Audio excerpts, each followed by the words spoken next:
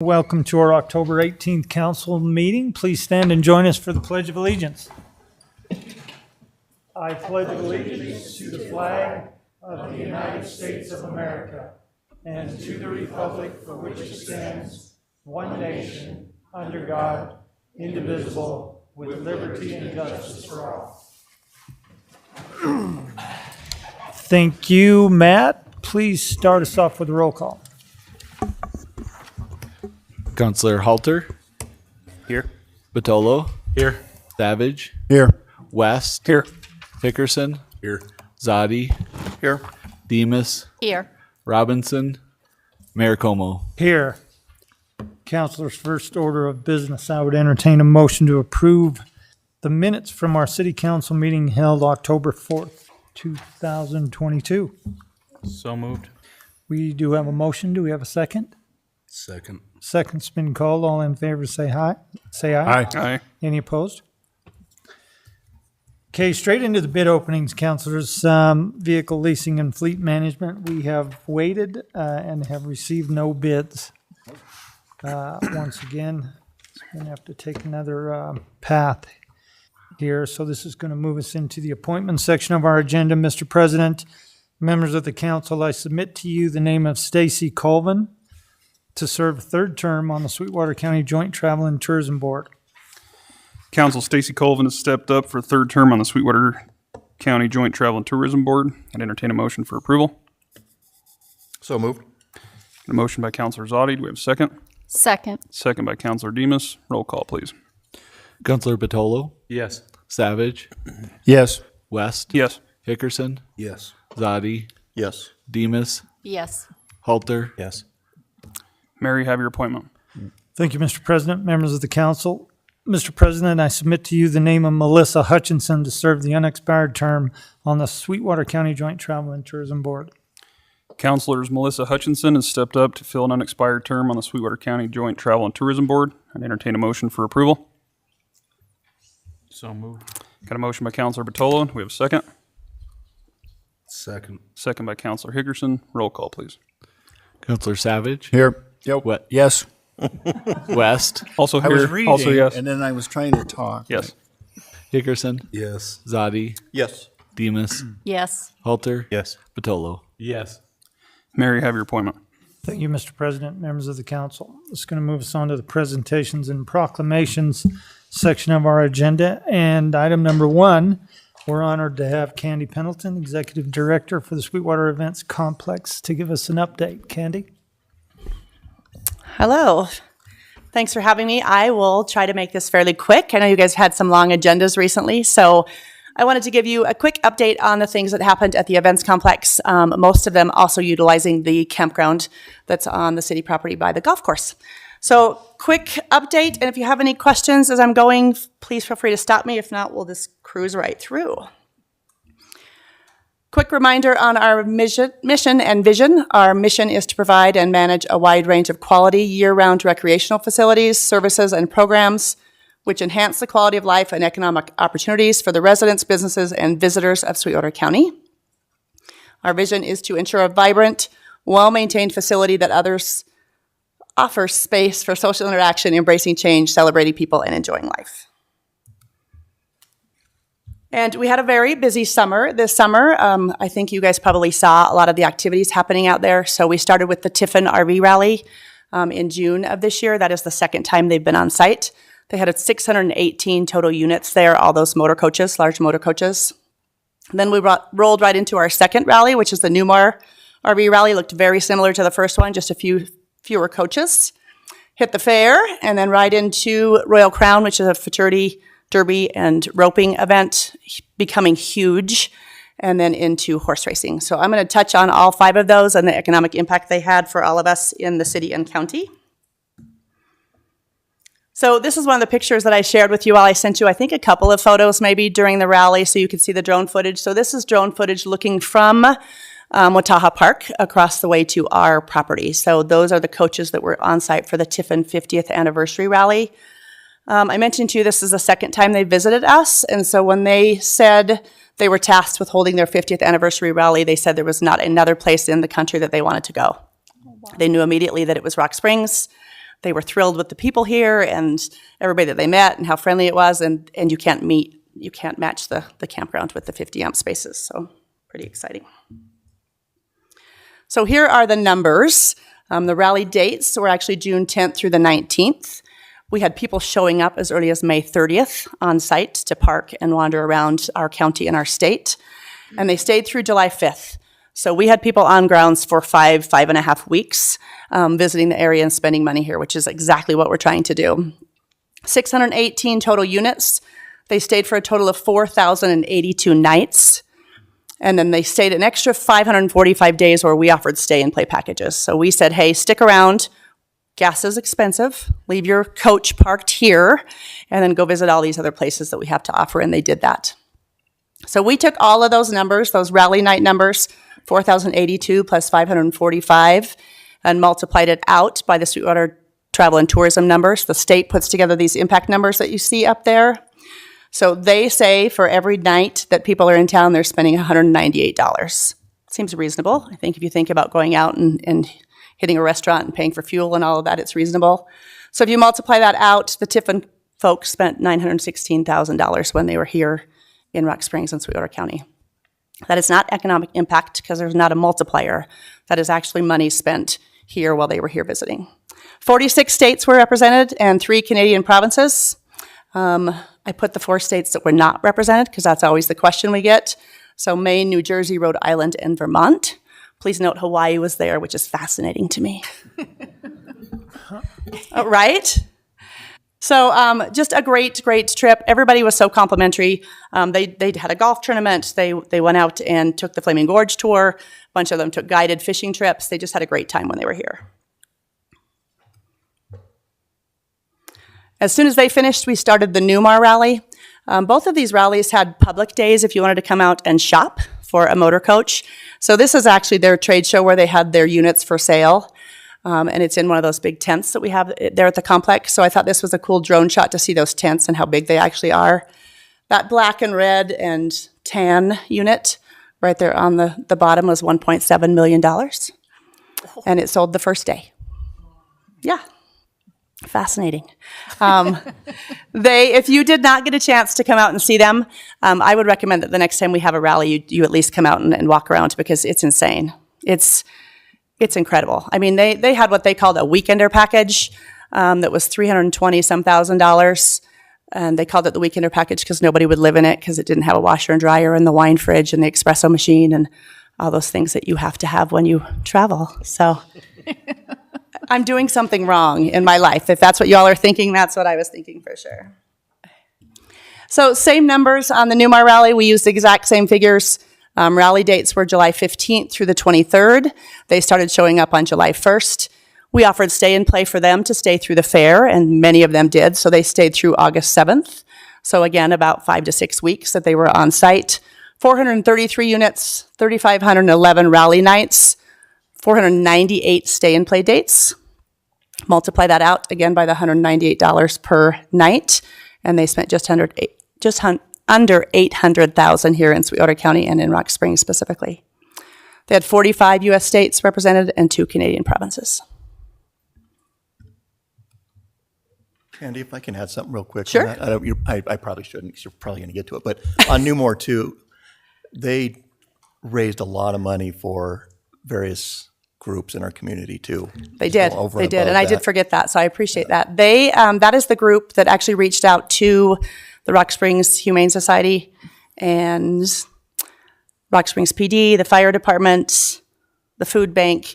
They raised $22,000 when they were here in cash and donations. They were building a carport type thing for the animal shelter out there so that they would have some shade. They donated food and they donated stuffed animals to the first responders. So yeah, they came to the table with some great things for us. Good catch. Thanks, Councilman Zadi. So right after the Newmar Rally, we started with fair, and I know most of you were out, and I saw most of you out there. So fair is what we all know it to be and still is, 4-H and FFA activities, vendor and concession booths, family entertainment, carnival, concessions, fireworks, all of those good things that are fun. Economic impacts. Here's some interesting information that we haven't had before. When I went to Visit Airstream this summer to solicit them for their rally. They were at Freiburg in Maine, and they had just done an economic impact study on their fair. And they figured that each person that comes to the fair spends $66. Again, seems pretty average to me. I don't know about you all, but when you go places, it seems expensive. $66 for county residents, $129 for visitors. And so we use those numbers because we hadn't seen any economic impact numbers from the fair. So we put those numbers together, figured resident spending and visitor spending, $3.2 million of spending here in Sweetwater County for the fair. The interesting thing that we have seen pretty solidly for the last 10 years is about 25 to 28. It was 27% this year come from out of county. So we're seeing quite a few people come in to enjoy lots of different things. You know, the concerts are obviously a big pull, but they're also coming for, to see their kids or grandkids or people that they know. They're coming for the carnival. So 27% from out of county, and those people are coming and spending money when they're here. Here are some numbers as far as entries and exhibitors, just under 3,400 entries. If you don't know, I would love that you could pass the word that we accept all sorts of entries out there: art, photography, leatherworks, taxidermy, you name it, you can bring that item out and display it and have it judged at the fair. So 3,400 entries, 463 exhibitors from Sweetwater and Daggett County, almost $11,000 paid out in premiums. The livestock auction was incredible this year at $554,000, and that typically goes to a scholarship program for 4-H and FFA kids. That was phenomenal.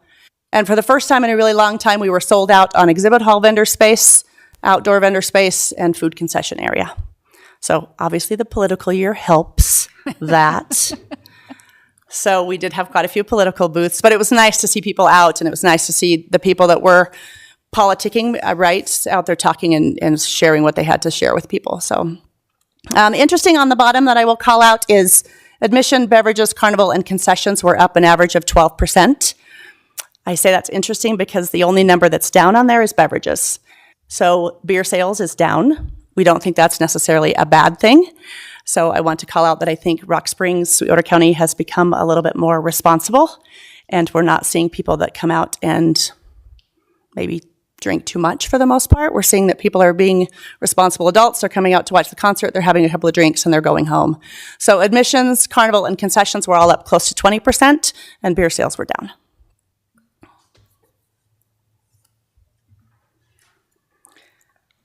Literally the day after fair, we had the Royal Crown race.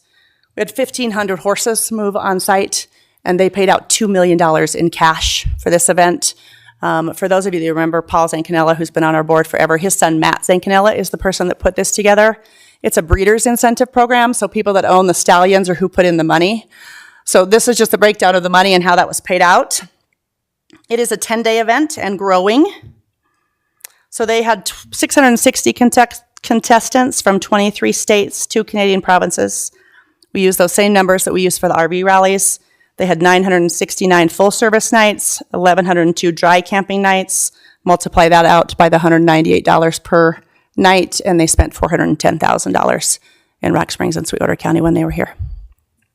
This is a really cool event because it's televised nationally and streamed the whole time, so you can jump on and watch that from anywhere. And of course, we have all of the signage in there showing where we are and what we're proud of. Then we moved right into horse racing, which I know you guys are very familiar with because I talk about it every time I come.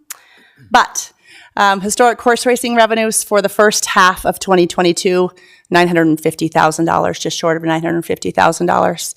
So City of Green River collected 119.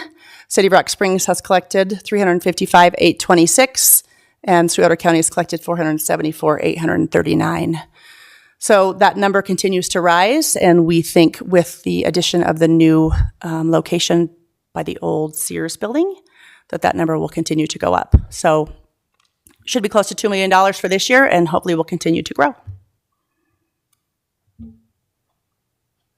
There are new partners involved in Wyoming horse racing here that run in Sweetwater County, and they have come in a big way to say we're here for the long run and we're investing in your community.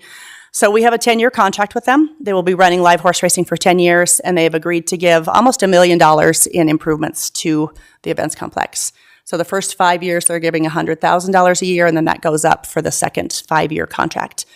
But they're spending a lot of money out there, and I think the residents are going to see it when they come out to visit the grandstands and different facilities out there. So this summer, we really focused on the horse racing side of things and the safety for the jockeys and the horses. The things that you see on the screen were paid for 100% by that outside agency, which is awesome. So if you haven't had a chance to come see the grandstands, I would love to take you around and show you. I think you'll see lots of more great things in the next couple of years. You've seen this list before also. This is the list of projects that we're going to try to do with that money that's coming in. So the county has earmarked 30% of that historic horse racing revenue to come back to the events complex to do improvements. And then we have the money that the horse racing people are giving. So we should have about $2 million in improvements to the grandstands in the next 7 to 8 years.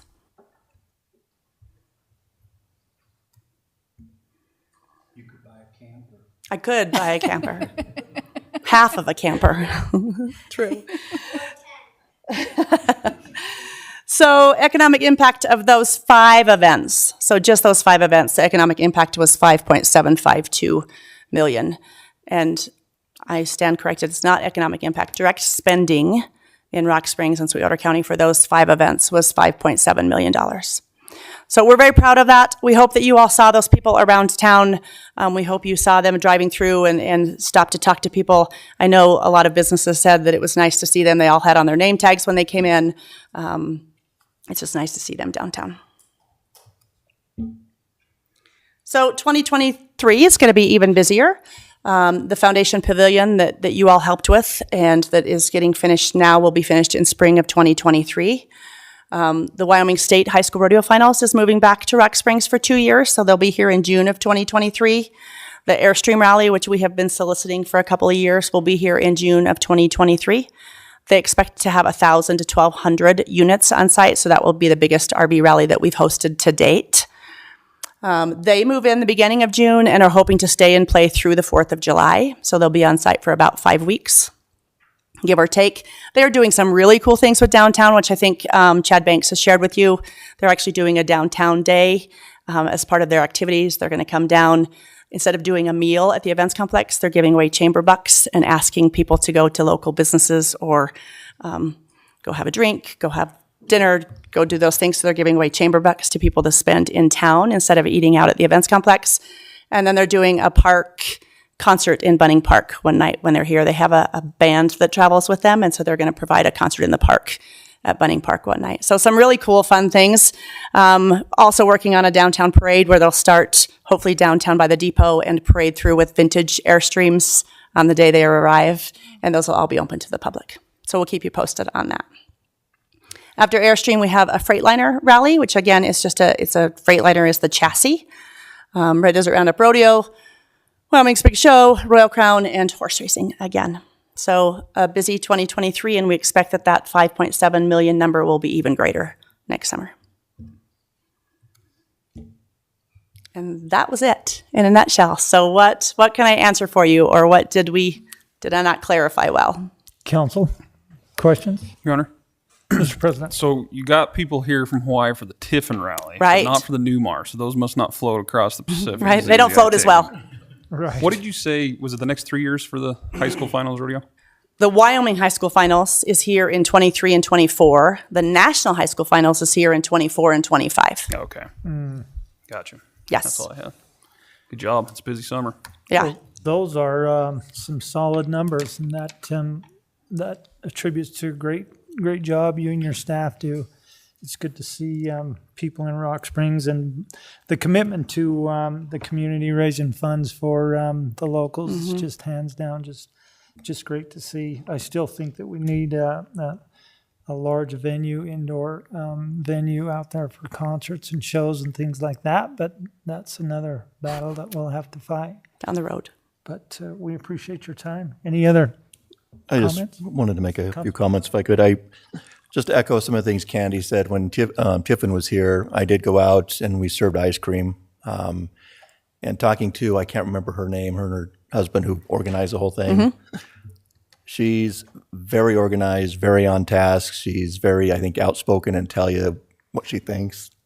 and she was happy as can be to come back to Rock Springs for their 50th. I mean, that was one of the first things she said, is exactly what Candy said, is this Rock Springs was where they wanted to be, which was really neat to see. They love the community, they love the people. And then Newmar, I met a few folks out to dinner, introduced myself, and immediately just started talking about how wonderful they thought Rock Springs has been, how great the people have been, and everything else. So it's neat to have these events come into Rock Springs. They're huge national events. A lot of people who haven't even heard of Rock Springs before now know, and it's neat to see, and it really makes you proud of your community, for sure. Well, and I think to add on to that, the frustrating thing is comments from the locals that say there's nothing to do around here, and then you have these people that can't wait to come back. I think we need to look around and just see what things are taking place around here and participate and do what we can to make sure that we support the efforts. No, we appreciate it. We appreciate it. And everybody talks about just Rock Springs as a whole, the people that they meet everywhere they go, that is one of the top conversations, is how friendly everybody is. And that's something that we have to offer that I don't think they get a lot of places. So every single group that we have seen and hosted on site, we are talking to about coming back. So Tiffin is already in conversations with us about coming back in 2025. Escapees who were here last year have signed a contract for 2024. So they're coming back. You know, they don't want to be here every year because they like to travel, but they're saying, hey, let's come up with a plan so that we can get in a rotation. And that's exactly what we need to do. So thank you. Great. Thank you for your support. We appreciate it. Thanks, Councilman Patolo. Candy, I'd like to just say thanks to you and the staff out there for the dedication. Without great people putting those things on, those people wouldn't come back, and those organizations wouldn't come back. So I think a big shout out needs to go to you and the staff that's out there. Thank you. And I'll pass that along. Thank you. Thanks, Candy, for your time, and thanks for coming down to give us an update on what you have going on. Thank you. Okay, Council, the second thing that we have is a proclamation on Childhood Cancer Awareness Week. And the proclamation reads, whereas the American Cancer Fund for Children, the Kids Cancer Connection, report cancer as the leading cause of death by disease among children in the United States. This tragic disease is detected in more than 16,000 of our nation's young people each and every year. And 1 in 5 of our nation's children loses his or her battle with cancer. Many infants, children, and teens will suffer from long-term effects of comprehensive treatment, including secondary cancers. An estimated 400,000 children and adolescents are diagnosed with cancer globally each year. And founded nearly 30 years ago by Stephen Firestein, a member of the philanthropic Max Factor cosmetic family, the American Cancer Fund for Children Incorporated and Kids Cancer Connection, along with the Lions Club International, are dedicated to helping these children and their families. And the American Cancer Fund for Children and Kids Cancer Connection provide a variety of vital patient psychological services to children undergoing cancer treatment at the Intermountain Primary Children's Hospital, Shriners Children's Salt Lake City, the Billings Clinic Hospital, the Children's Hospital Colorado, Rocky Mountain Children's Hospital at Presbyterian St. Luke's in Denver, Rocky Mountain Pediatric Hematology Oncology in Casper, as well as participating hospitals throughout the country, thereby enhancing the quality of life for these children and their families. And the American Cancer Fund for Children and Kids Cancer Connection also sponsor toy distributions, family sailing programs, positive appearance programs, Laughternoon, where laughter is a healing, pet assistance therapy, KCC supercar experiences, educational programs, and hospital celebrations in honor of a child's determination and bravery to fight the battle against childhood cancers. And now therefore be it resolved that I, Timothy A. Como, Mayor of the City of Rock Springs, do hereby declare the week of October 23rd through 23rd through the 29th, 2022, to be Childhood Cancer Awareness Week in the city of Rock Springs. And we acknowledge the importance of raising awareness of childhood cancer in our community as we work to support survivors, those currently battling childhood cancers, and those who might detect it in its very early stages.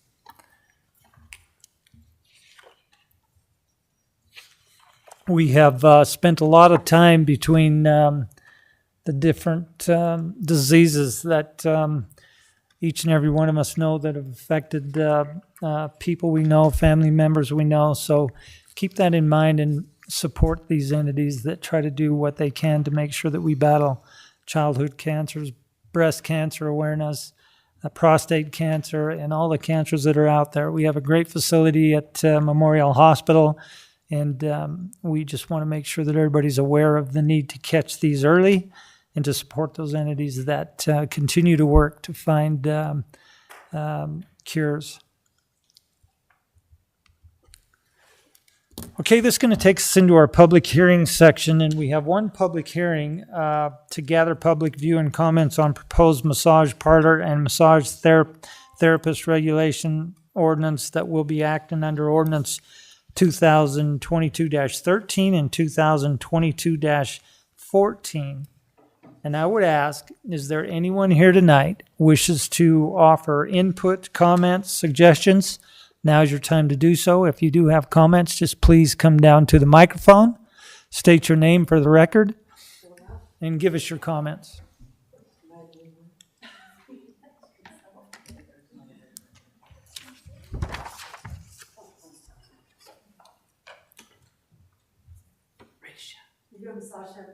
I am not. I am not. I'm Joy Turner. As you just heard, I am not a massage therapist. But I do believe that sex trafficking, it doesn't matter if it's in a massage parlor, if it's out of someone's house, taking and putting more laws and more restrictions on people trying to help other people is not beneficial. It's not going to stop the trafficking. It's not going to prevent what I feel like we're looking at trying to prevent. What's happening is not okay. Completely accept and understand that. However, I don't believe this is the right door. Restricting, pushing people into corners, we're going to end up losing a lot of people who are incredibly amazing at what they do. They're not out there to make a big bundle of money. They're out there to help and heal people. Okay, so we'll go back a little bit. So when were these imposed certificates, credentials? First, Wyoming doesn't have a school. If we say, okay, we have to start putting these on people, we're going to have to get Wyoming into a school. Nobody wants Wyoming to have a school. This is not something they want to look at. That would be the only way I would say, yes, absolutely, let's do that. So we can get that school here. Number one, provide jobs. Number two, get education out there. But that's not what's being asked. What's being asked is to take and push people down further. You can't do this, you can't do this, you can't do this. Can we find we can do? I don't know if that's making any sense or not.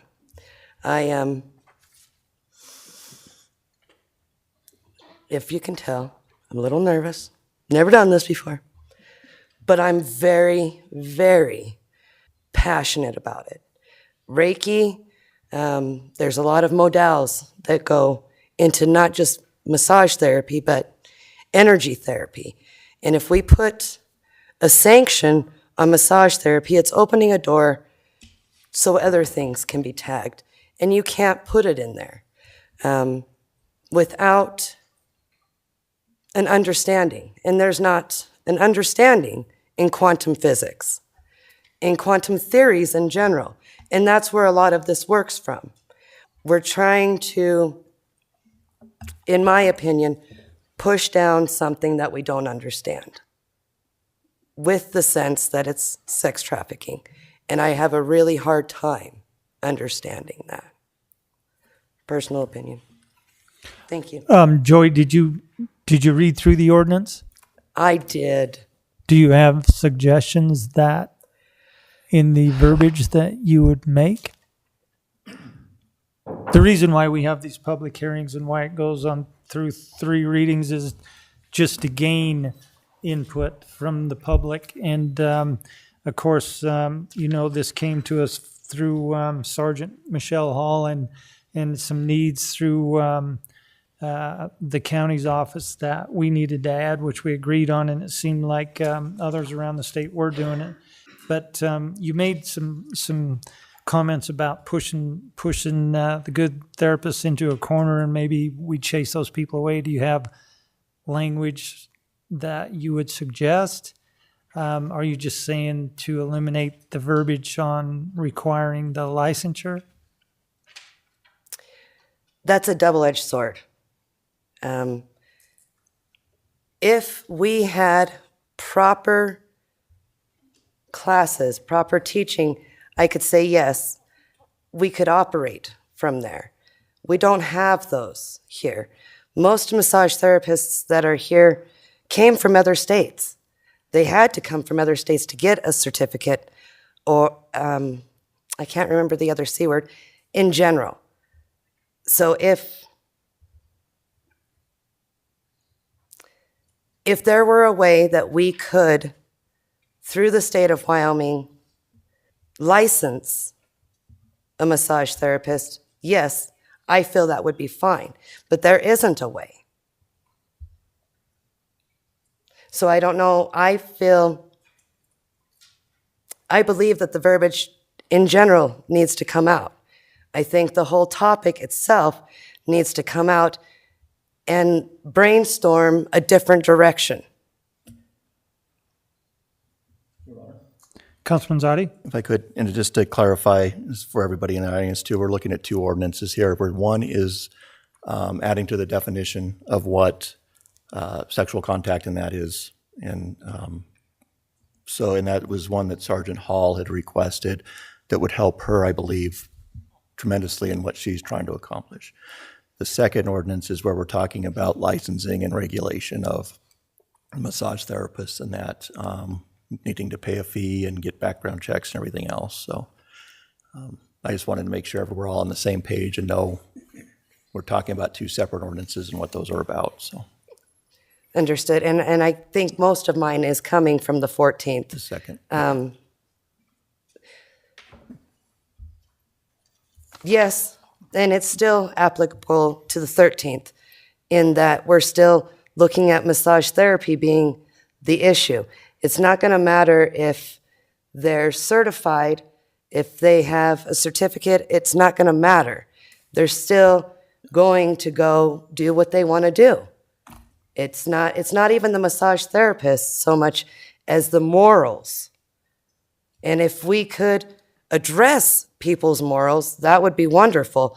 Things would be a little different, but it's not that. So I feel like we need to go at a different, completely clean the slate, start over, go from a different route. And what would that route be? The people who are getting in trouble for these things.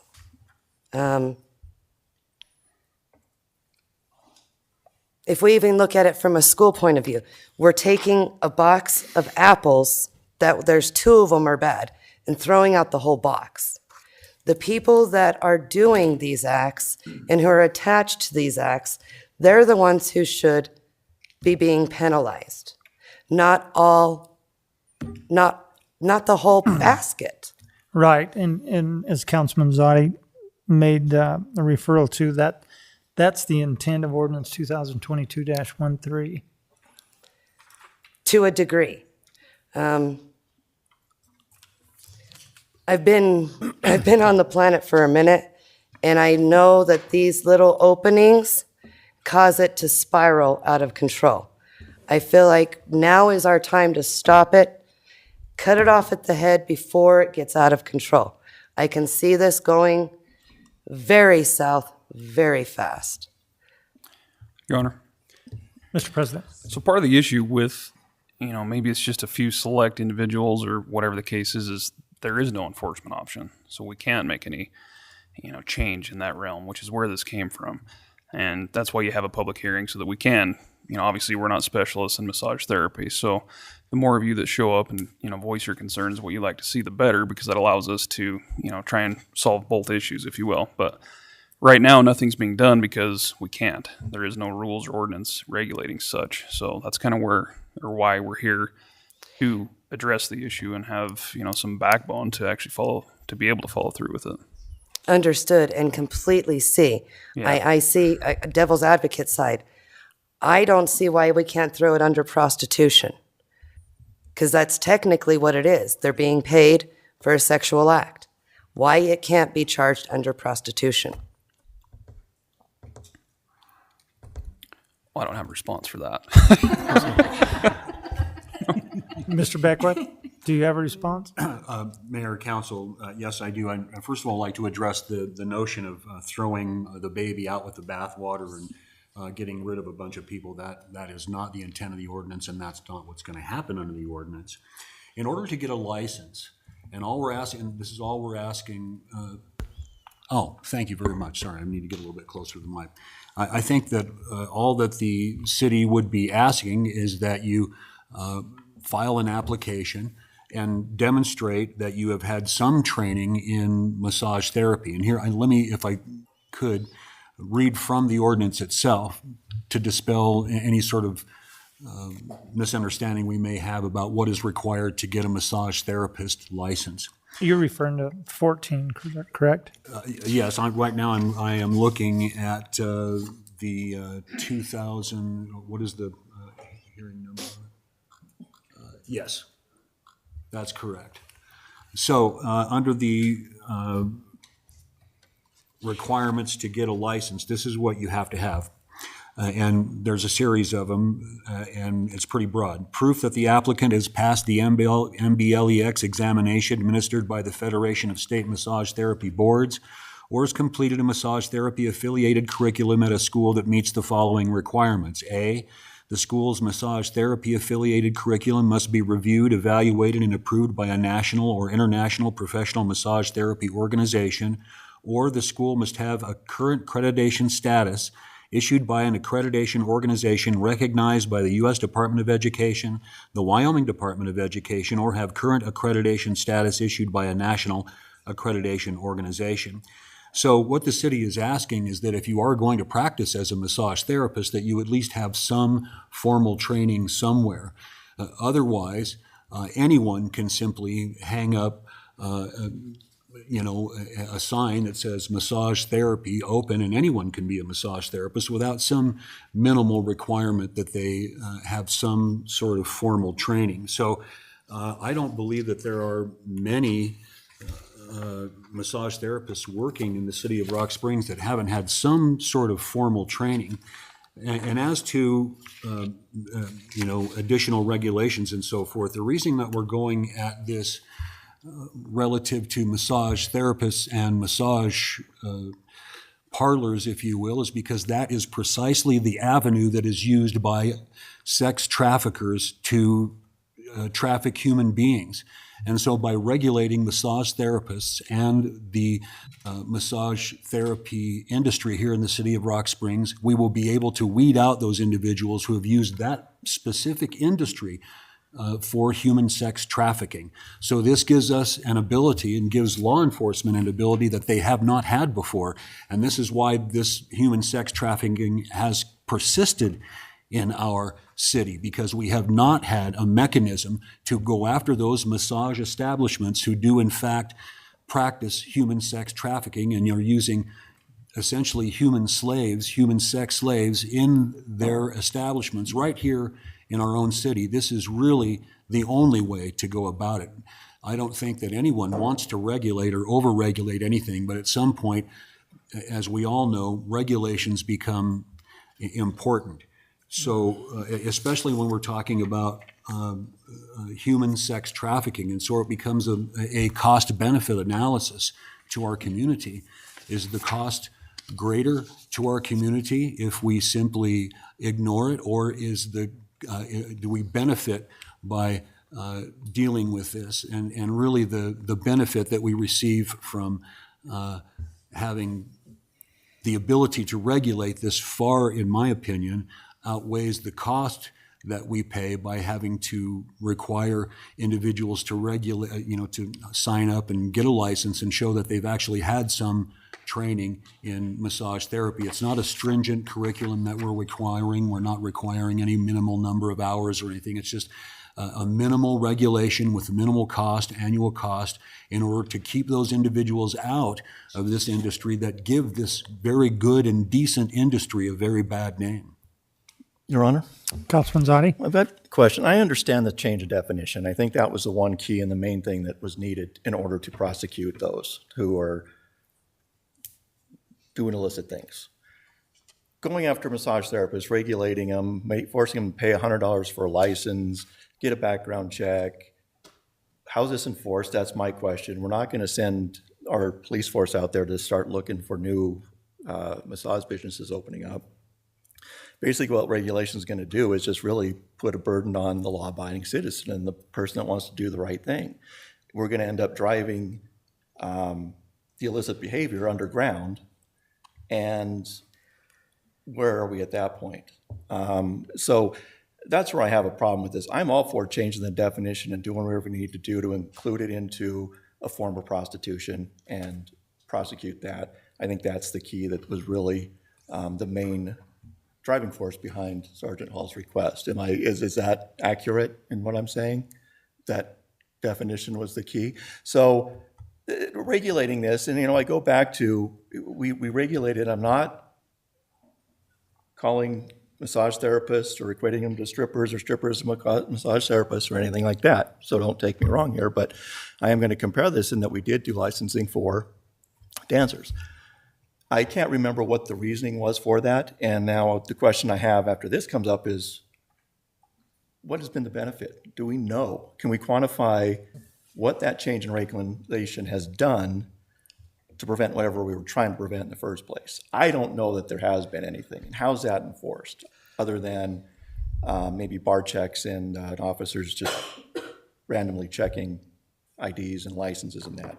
Maybe you can help me with that one. But I don't see how we would task our officers who are already overwhelmed with a lot of things. When we get calls for speeding and everything else all the time, now we're going to ask them, hey, if you see a new business open that's a massage therapist or goes by massage, knock on their door, find out that they have a license.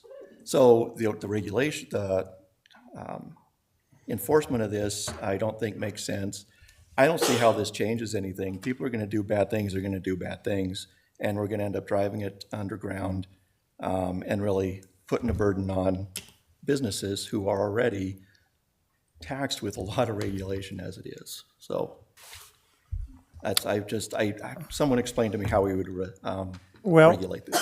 First off, I disagree. The one requirement through the dancers was that of background checks, and many were not issued licenses just because of what was found from other communities during a background check. But I think any reputable therapist who's putting some time and is good at what they do and respected and has taken some training to understand their job would have no problem paying $100 annually for a renewal of a license. Many of us pay much more than that and have to also are required to go through a minimum of 40 hours of training each year. So I think that, there's pros to cons to this, and I see what you're saying, but as far as the dancers is concerned, we definitely had the opportunity to look into some people's past, because they do come from other states, other communities, and it's one way that we can we can then take a look at their background history and deny that license to those individuals. And I think that's been something that's beneficial. I'm not saying that we're going to go into each and every one of these because, yes, as you said, the police department doesn't have the time to monitor this. But one of the issues that we did hear a lengthy discussion of from Sergeant Hall was the current ordinance that we had on the books for at least 13 didn't allow any opportunity to secure these individuals and eliminate them from what was going on and those circumstances that could have led to human trafficking. So the reason why we're having the discussion here is just that. What makes sense? What does not make sense?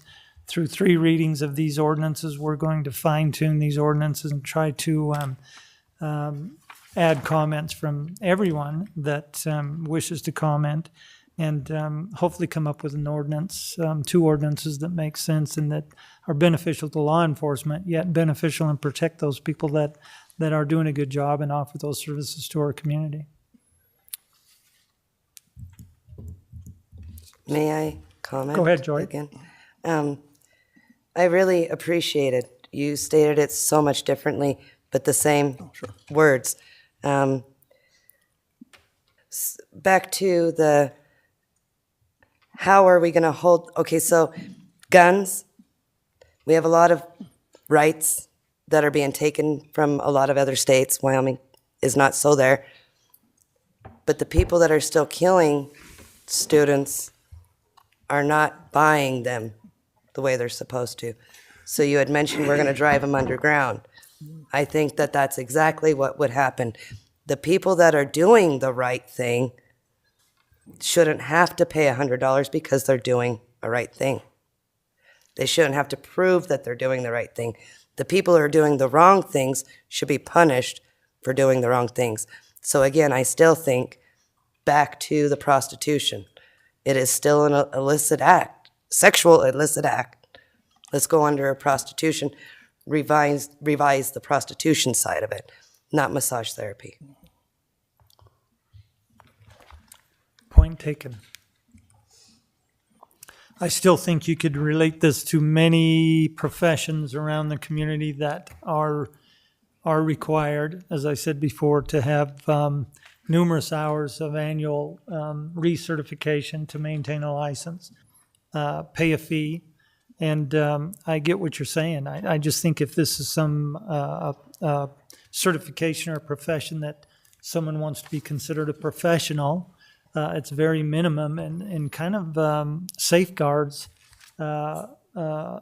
them from that ability for somebody who doesn't have the certification to just pop up shop next door and start doing business and no regulations whatsoever.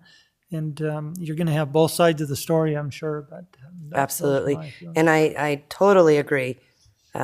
However, people who go and get massages, they'll look at the certificate on the wall. And it's not going to matter if there's one from Rock Springs or if there's one from Salt Lake City. Adding one from Rock Springs is not going to make it any more valuable. They do. Massage therapists don't just wham, bam, one, it's done. They do keep up every year. They do take classes. They do just because they want to help the person they're helping. Is there a better way for me to do this? So yes, they do pay. It's not that they would be paying less, they'd be paying more because now they're going to be paying $100 to Rock Springs and still paying the extra $300 for their improvements to their business. I just feel like we would be punishing the wrong people. And I will agree to disagree and walk away. Thanks, Joy. Appreciate your comments.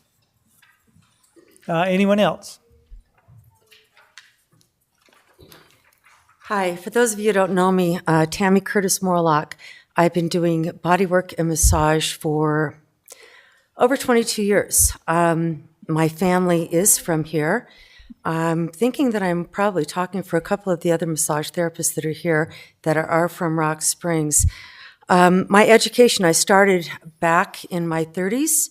Life presented some opportunities for me to go back to school. Western Miami Community College provided me with a degree in health sciences, emphasis in exercise. And then I went on to the Myotherapy Institute in Salt Lake City. I checked it before I left home. I'm really lucky, I guess, with the verbiage here because it is still in business. It is accredited, but there are a few colleges, the Utah School of Massage Therapy, it's been highly recommended for years and years, is not. And I don't think that verbiage is probably fair. I'm going to start off by, after saying that, I really commend you guys going after trafficking, the human trafficking. It sickens me, and I'm really grateful that you're doing something about it. This thing about massage therapy goes back to the dark ages when the ruler way back when had to end massage therapy. The blue light that was up or pink light that was up had to be ended because of what was going on in the disease. Literally, the ruler back then ended all massage therapy. Along with that, went with the people that were healers. Along with that went the burning of all of our books and our education. We had to start over again. And here we are today.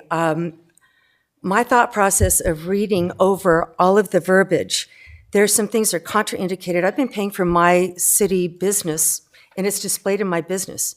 It's displayed there any day. You can come look at it. I pointed out, you know you're at the right place because my license is right there. There is this thing about an application that we all have to fill out that we've been doing massage therapy for a long time here, doing what I would call medical massage. It's really insulting, and I don't know how to even go around it. It's insulting to those of us that do medical massage to be put in the traffic with the parlor business. If we're here, though, to answer the questions and to end the human trafficking, I'm here to help you guys work out with the verbiage. I'm not in agreement with some of the verbiage. Some of the verbiage is, there's some contraindication. Me getting fingerprinted, it makes me feel like I'm a criminal. And please take a look at all of the massage therapists here in this room. I know them, I work with them. We work together with doctors, physical therapists, the whole 9 yards. I think we all have a fabulous reputation here. All of the massage therapists that are in here right now, we all work together. We're here from Rock Springs, Wyoming. I believe that the young lady, the woman of blue that went to this training in Sheridan, I have to watch my verbiage here. I'm grateful that she has found a different way of looking at her job. I don't envy this woman having to look at this. I can't even imagine having that job. I can't. What I propose to do, I would propose to pick out a few of the people that you would like to be on whatever this committee that you guys have got with this ordinance. I don't know politics. I just don't do it. I do human body work. I love it. And it is the greatest high I've got is to fix people and to stop them from having surgery and blah, blah, blah. It's what I do, I love, and I don't want to quit. The verbiage in here, I think, needs to be addressed. I'm all for the human trafficking, but that's my proposal, is to sit down and look at the verbiage that you got going on and see if we can figure it out together as a team and as a city and stick to the human trafficking. And I didn't even think about it, Mr. Zadi, but I do believe you're right. You hit on something I didn't even think about. I believe it will probably end up just going deeper underground. Anyhow, that's my thoughts. And thank you guys all for the work you've done. I commend you. Anybody have anything for me? Your Honor. Councilman Nicholson. Tammy, I'm just curious if you have anything specific on the verbiage you'd like to see changed. The accreditation of the school that you went to, and like I said, Utah School of Massage Therapy, at one time it was the school to go to, and it's not even around anymore. I think for us to have to fill out an application right now after all of us have been working and doing massage therapy for so long, I don't know if there's a grandfathering clause you can put in there. I mean, we're obvious. We're here for medical massage. We fix people. We're passionate about it. I know these ladies, and I know my own roots from back when. I was going through a horrible time in my life, and I believe I was divinely guided to where I'm at, and very grateful to be able to doing what I'm doing. And I went back to college before I went to massage therapy school because I wanted to know what the hell I was doing. So the verbiage, that's one thing. There's so much other verbiage in there. The insurance, I've got insurance. I've had insurance forever. I already have an operation. I have a business license, but this other license, it's contraindicated, and there was like 2 different places about this $100 thing, and I don't have a pinpoint on it. I've actually had people that have been calling me and texting me all day long, and did you look at this, and did you look at this? There's just a lot of things in there that I think we need to sit down and look at. How would you feel about being fingerprinted to do the job that you're passionate about and that you've been doing for like 22 years? It's kind of insulting, and it's insulting as well. It's insulting, but I also have respect for where you guys are going. I don't want to take away from that. It's weird to me to look back on history and to think that medical massage and doing massage to help people's health is so twisted in that other profession. But as well, I understand that there's a problem in Rock Springs with a couple of places in town, because I have checked. I've called around in town, and I actually went into a place before I came here, and they actually have a business license. She could not talk English to me, but I went in there and checked. She does have a business license. My thoughts are getting away from me. Please excuse me here a minute. The insurance, to define medical massage or massage for health versus the other. And I understand that the places that might be in question, people are coming in and you can't nail them down because they're here, then they're gone. I understand that problem.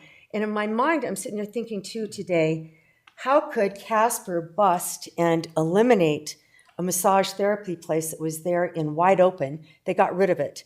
And I understand in Utah, they were able to bust and get rid of a massage therapy place that was in question. I don't understand why we can't do that here, or is that not the point? Is it just the human trafficking? Because if it is, I don't think we have the answer here with this ordinance.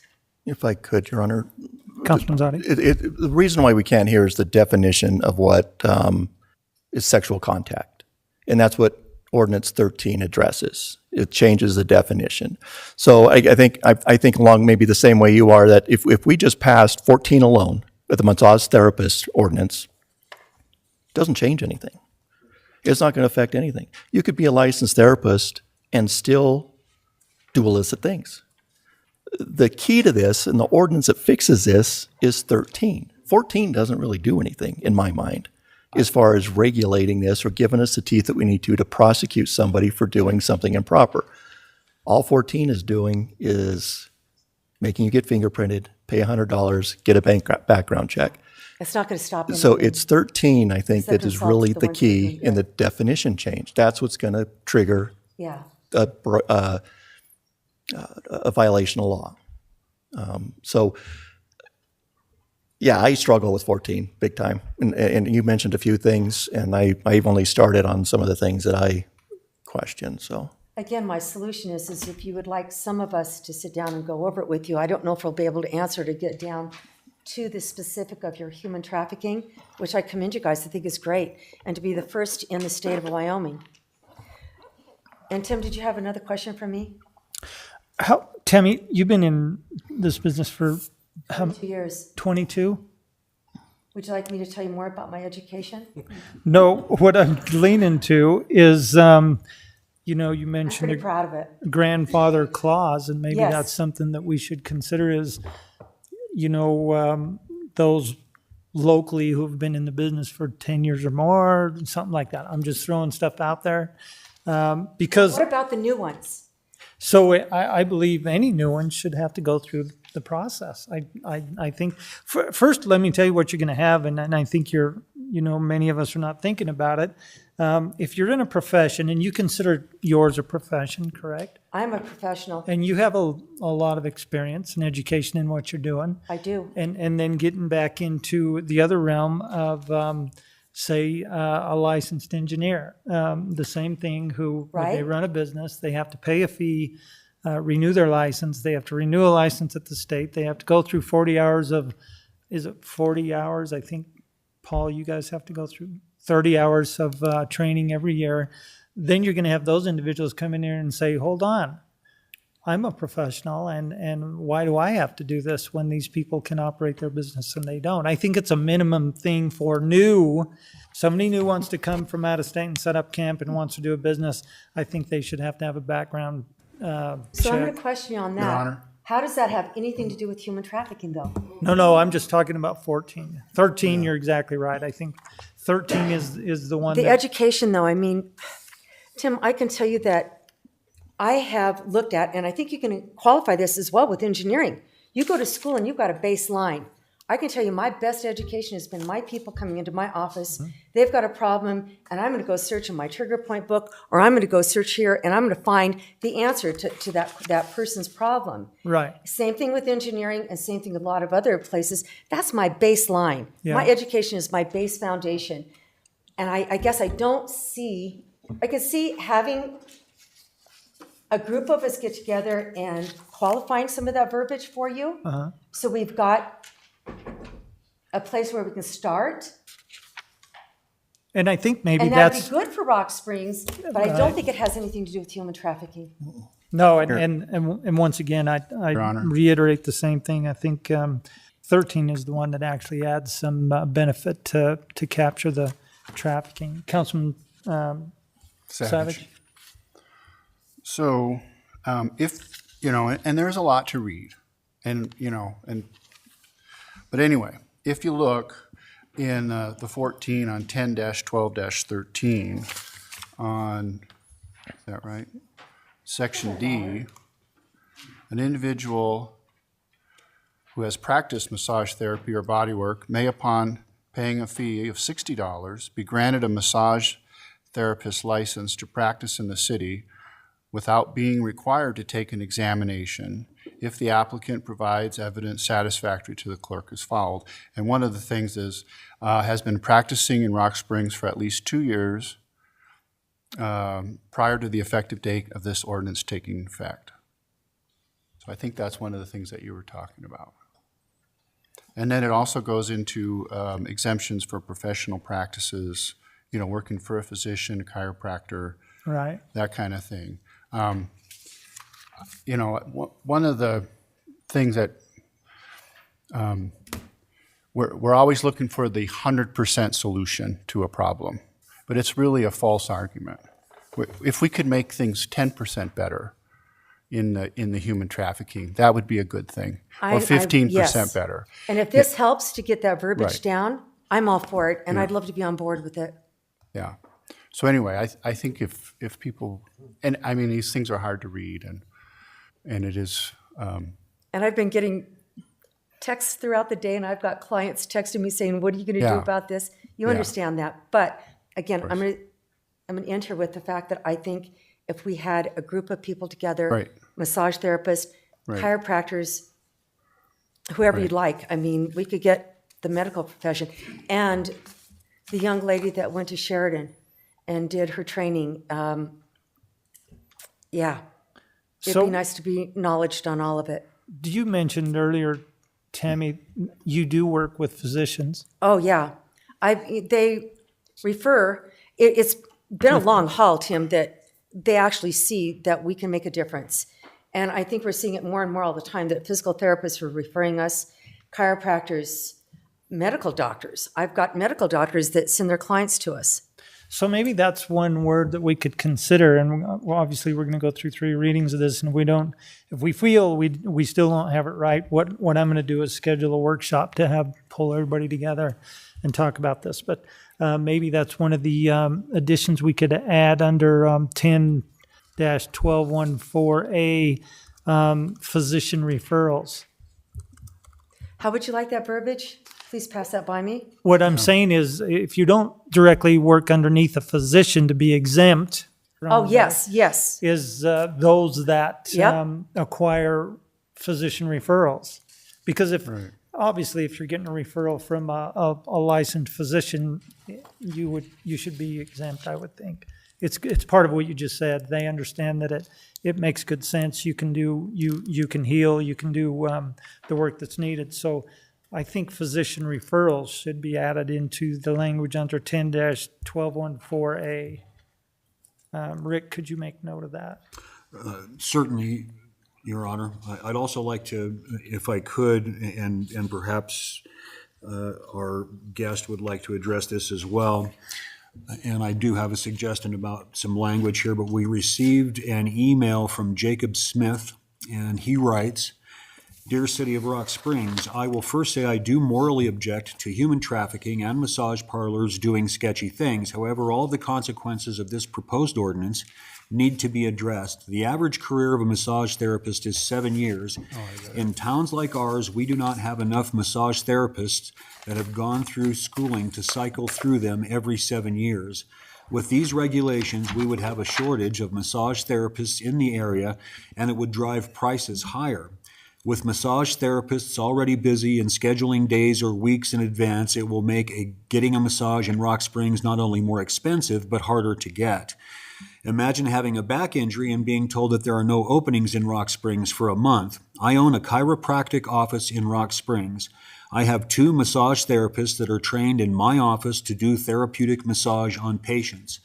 Both massage therapists do very well at their job and are scheduled out several weeks. We, Dr. Tarr and I, have trained the massage therapists, and they are under our direction and part of our responsibility.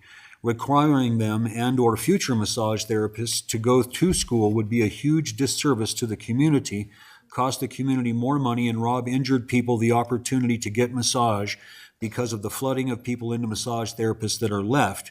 We strongly suggest allowing massage therapists trained by MDs, DOs, and DCs to work in Rock Springs.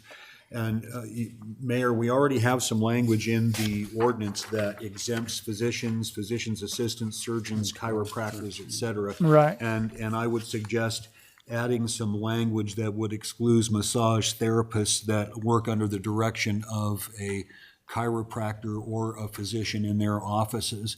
And we could also include some language that she's referring to that maybe, those that are referred by physicians. I'd also like to point out too, I'm not advocating for the ordinance. I just, and my office drafted it because I was told to do so. And frankly, I do think that there probably are some things that we can do in relative to this ordinance. And I do think that it does help a little bit. Councilor Zadi, I do want to say that there is one thing that this ordinance does do, and that it prevents people who are not qualified to do massage therapy from obtaining a license to do so in the city of Rock Springs. And that will lead directly to the closing down of those massage therapy establishments that presently practice human trafficking. It directly impacts those businesses. The change in the definition will impact those businesses. I agree with that. Also you. employing massage therapists who have no training, and that will also result in their being closed down. So in the example that Jacob Smith gave, then they wouldn't qualify because they're just trained by the doctor, so they're not qualified through proper training for a massage therapist with MBLEX and everything else. I mean, I'm all for the trafficking thing, and 13 does that. No one's convinced me yet how 14 is going to change anything. But under 14, they would be exempt because. And now we're throwing in all these exemptions. It makes no sense to me. So we're going to force people to pay $100, do a background check, and then have the luxury of putting their fingerprints in a law enforcement database that, for what reason other than they just wanted to earn a living. And then we're going to exempt a lot of people. So from an enforcement standpoint, how's this going to work? We go knock on doors. Do you have your license? No, I don't. I get referrals from Dr. Smith down the street. oh, okay, let me go check that and verify that. It's going to cause more confusion and everything else than anything.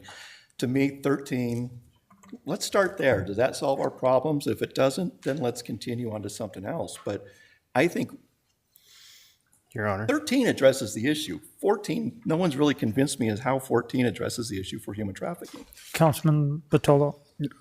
Your Honor, I echo what Mr. Zotti's talking about. When this came to us, it was brought to us during the human trafficking presentation that we had. And we were asked to look at a way to help curb that. The way I see it right now, I believe 13 does that. But I'd like to ask you, Sergeant Hall, if you feel that it is adequate. If you don't mind, it doesn't matter where you can. Your Honor, can Yeah. I add something before Michelle speaks? Sure. So the way I look at this, 13 is to address the definition and the enforcement on the person, but it does nothing to the business. With 14, it gives teeth to be able to shut the business down if they're conducting those activities. And on 14, I'd like to also speak on, I haven't had a job in the past, 20 years now, that has not required a fingerprint. I was required at the school district and at the dispatch center. So I don't really see that as a big issue. I mean, there's a lot of people in this community that deal with the public, deal with children that require background checks and fingerprints. To me, that's not a huge issue. And then the other thing I was going to ask, as far as the license fee goes, is this in addition to their normal business license, or is this replace the business license? It's written in there. It's an addition, but I do think if we spoke to Mr. McBurnett, that there would be a way that perhaps we could meld those two such that if you paid your business license and Yes. that Yeah, 'cause- those two things could be combined so that there isn't an additional cost. We haven't looked at that specific, but that certainly would save those individuals, some money. It's under the definitions under 10-1202. I would agree with David in the fact that if those businesses are found to be doing illicit, illegal things, that they be shut down. I think don't there needs understand to how be some 13 teeth. doesn't address that. Well, let's listen to Sergeant Hall. Sergeant Hall, what's your thoughts? 13, 14, both, what's your You thoughts? Are started both this needed? mess. Started it. See what you started? I know, right? So I don't know everything about this, you guys, but I do know the reason why we gave you the billings model, which gave you all the regulations of fees and fingerprints and, a massage parlor not covering too much of their business with posters and stuff on the front, is because we know that those businesses, illicit massage parlors that we are going after, are the ones doing that stuff. We know that. We know that we can regulate them with those things. We know that we can shut them down before we spend months and months of law enforcement investigations. Billings, they shut down more massage parlors this way than they ever did with investigations. And I wanted to clarify, I know it's been brought several times tonight that these women are prostitutes. Prostitutes want to do that. These women are human trafficking victims. That is the difference. They are not prostitutes. So that's what we all are here to help. So it cannot go underneath the prostitution statute or ordinance because that's not what it is. Yes, the definition clearly helps by you guys putting that in there. That gives law enforcement a way to go after that. The regulations also give us a way to go after that. We're not going to go check everybody's. I don't have time to check everybody's qualifications and all that stuff. They're asking that you do that with the city just to show that you have some proof of some sort of schooling and whatever that is. But when we are looking at an illicit massage parlor, it also gives us another avenue to look at those regulations and say, are they abiding by all of these? Because they don't. The ones that are illicit do not abide by those, and we can shut them down right there. Now, who's going to do all that? I don't know. I don't have all the answers for that. I'm willing to be on a committee or whatever else to figure out what's best for our committee or our community. But I'm telling you, some regulations would be best. Your Honor, Councilman Zadi? you had mentioned that there's telltale signs. Yes. why can't we just go off that? Why does there have to be a regulation when you know that there's a certain appearance of a parlor, certain actions and things like that? Wouldn't that trigger, hey, as a law enforcement officer or somebody in the public, something's going on there? Sure, but I Why? have to. How would a regulation? But I have to have a that doesn't reason change? to investigate them. If I don't have a something they're doing wrong or something, in a regulation they're not doing right, I have no probable cause to go do anything with that. I have no teeth. So to get to that next step of the whole definition thing, which clearly helps my case, I sometimes have to have other things to go in there. I can't just go any business. I mean, you guys have massage parlors. I can't just go in there and say, hey, you're doing the legal stuff. I can't just go investigate you. Absolutely not. I have to have I'm not something. saying that, but it draws your attention. So maybe you come in, knock, just doing a wellness check, see how things are going, how's the business, welcome to the neighborhood, that stuff, show your attention and this law enforcement's here and you're present. There's other things you can do. I'm not saying just they got posters on the walls, so start an investigation, no. Right. But it does give you, hey, we need to keep an eye on this. And then when you start seeing the traffic patterns and everything else, I know when there was one here, I do believe what happened is there were individuals who left the parlor, were actually stopped by law enforcement and asked what was going on. What stops that from happening? So without getting into too much of the way of how we investigate those, that's not best practices to investigate that way at all. We found that doesn't work, that's not the way to bring these down at all. Like I said, regulations would only help us say, we have these regulations, these businesses aren't upholding this, and that helps us out. To me, it just goes into, okay, well, to go right down the road Tim went down, auto repair, their profession. Are we going to start regulating them now so we can see that they're going to violate the law, and that gives us an opportunity to go and investigate them? And then now HVAC contractors are going to require a license for them or whoever it is. And we're going to start saying this profession now needs to be regulated. We're going to get them fingerprinted, background checked, and collect $100 from them. I mean, it's not going to happen that an engineer or anybody's going to come. I'm an insurance agent. I have tests. I have to have all that. I'm not going to go complain, well, why do I have to do it? Why doesn't a massage therapist? I think that's kind of crazy. So to me, I just don't understand this. When we know the telltale signs, what happens, what's there, we know then. Let's keep an eye on it and find what we can go after to start an investigation. Let's change the definition. Let's make that work for you to get done what you needed to do, see how that works, and then make any steps that are necessary. I think this right now, all we're doing is regulate to regulate, and that drives me nuts. I think, though, like I said, in Billings, they shut down more illicit massage parlors by regulations than they ever did investigations. It was much simpler. I don't believe you, but I just wanted, did they put all this together at one time and that's what happened? Or there's got to be a lot more things there than just we started regulating and now all of a sudden we're shutting all this down. To me, that doesn't make a lot of sense. But Okay. I don't know. I think regulation to me just drives me crazy. And I don't really think it's justified when we're going to do a fix with number 13, and I think would do far more work for you than anything else. But Okay. Any other questions? Councilman Savage. Thank you. Rick, who would be prosecuting these cases? Me You would. and my assistants. Yeah. And let me make clear too that there would be civil and potential criminal penalties out of the ordinance 10, 12, 14, and certainly criminal out of the 13.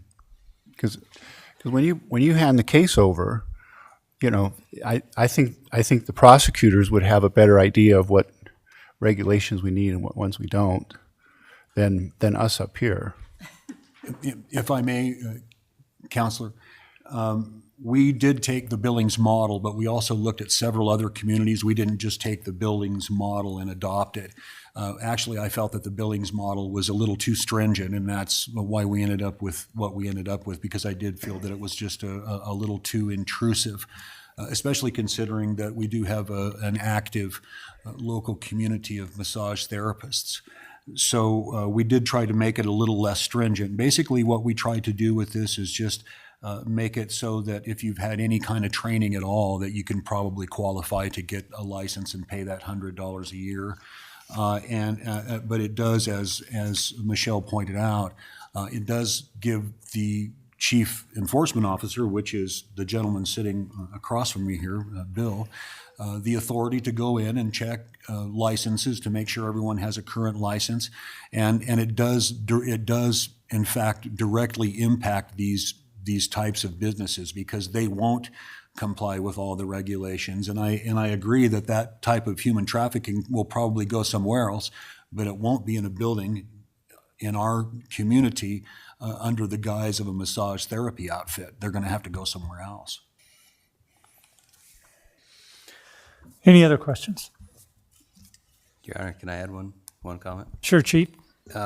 One concern on just changing the definition, and I don't want to advocate either way, but a traditional investigation into prostitution would end up charges against the actor, in that case the masseuse, and not necessarily the business. And if that actor is there involuntarily, we kind of end up victimizing the victim of the human trafficking crime. So I just want to add that for your consideration. Good point.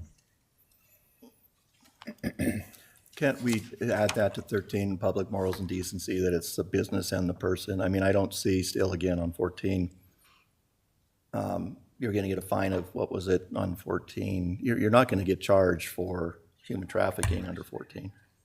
You're going to get charged for not having your license in the city of Rock Springs. That's all. I mean, what does that do? I mean, it's a slap on the wrist still. You know, okay, I pay my $750.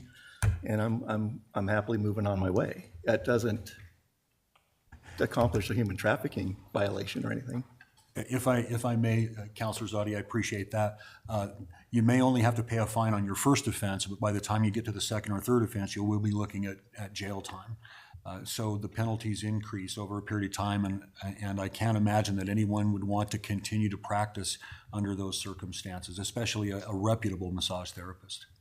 Yeah, no, you get somebody gets hit, they're illegitimate, they're going to leave town one time. They're not going to stick around and let you hit them another 2 or 3 times, unless they're, they're idiots for being in the business anyway, but it can't be that stupid. That's what we're kind of hoping, that they'll all leave. Yeah. Any other questions for Sergeant Hall? Sergeant, thank you. Any other comments from the public?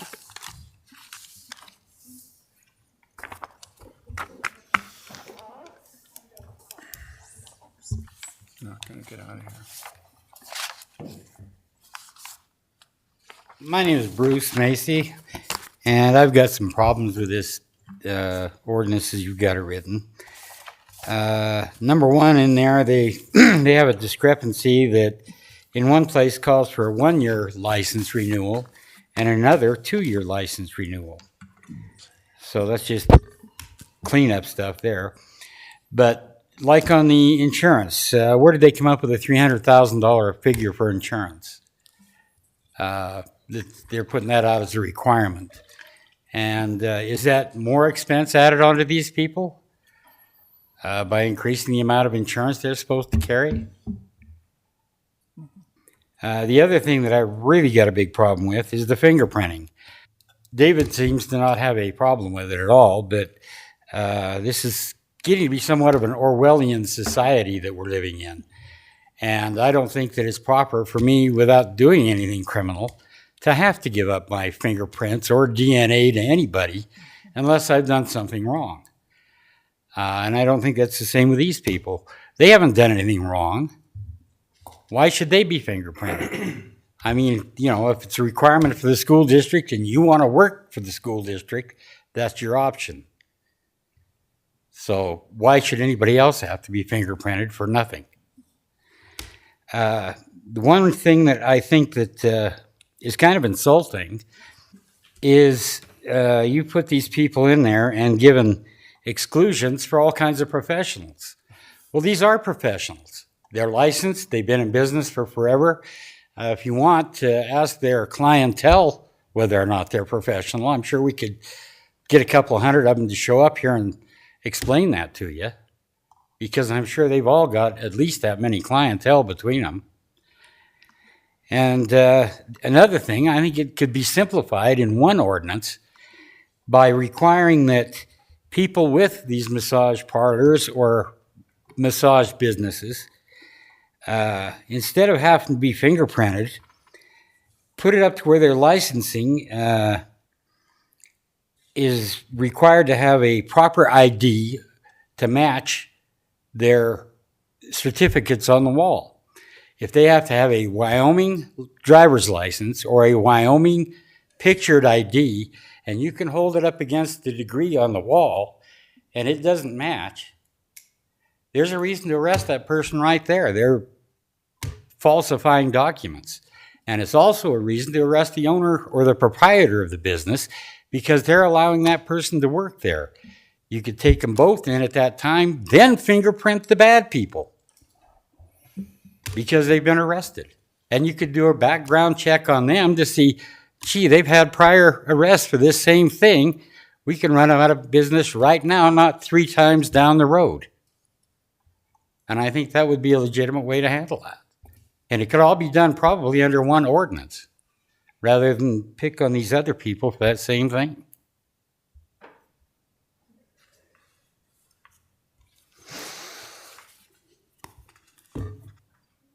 Any questions? Councilors, any questions? Thanks, Bruce. You bet.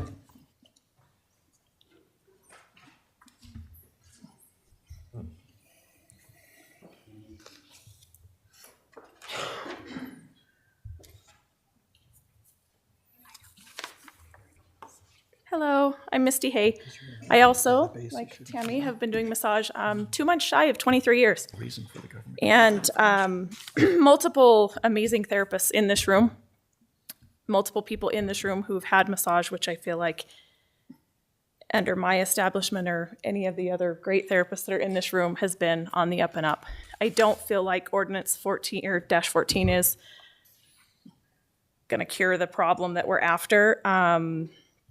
I do want to say that I much support what she's trying to do with human trafficking.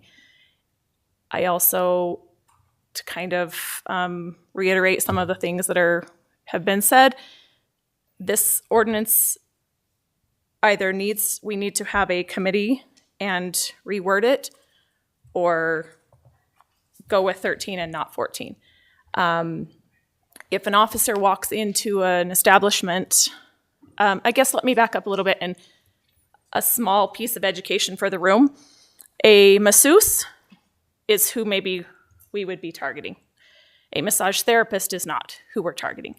Those of us in this room are massage therapists.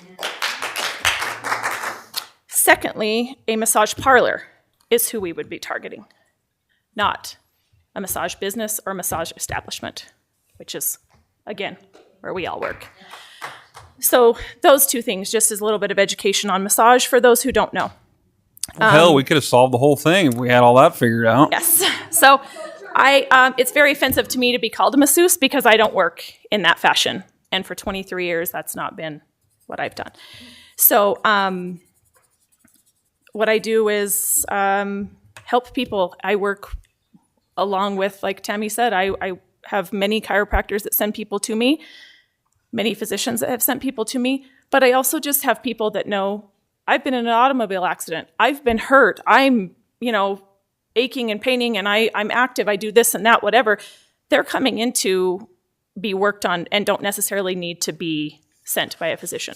So saying that we change it to being sent by a physician or referred by a physician, that really doesn't solve the issues.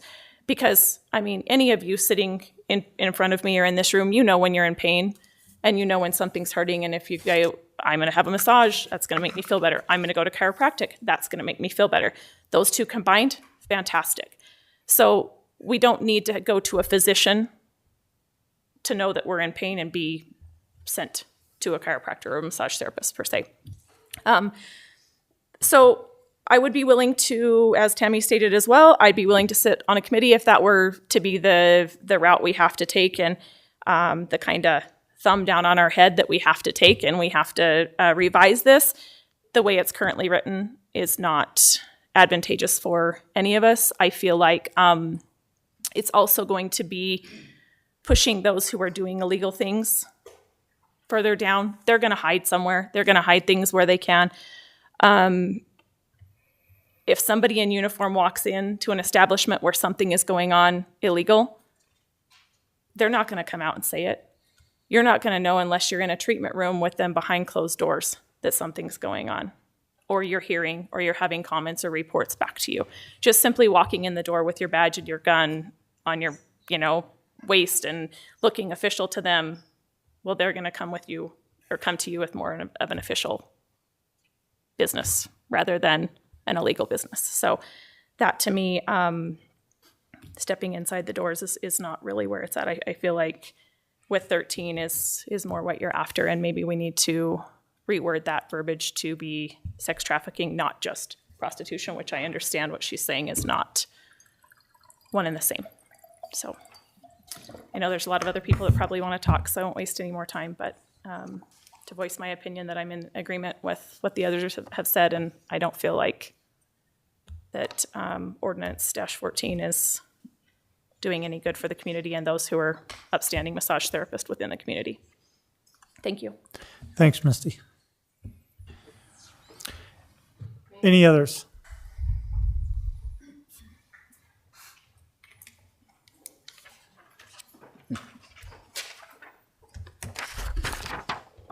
Hi, my name is Thelma Seibel.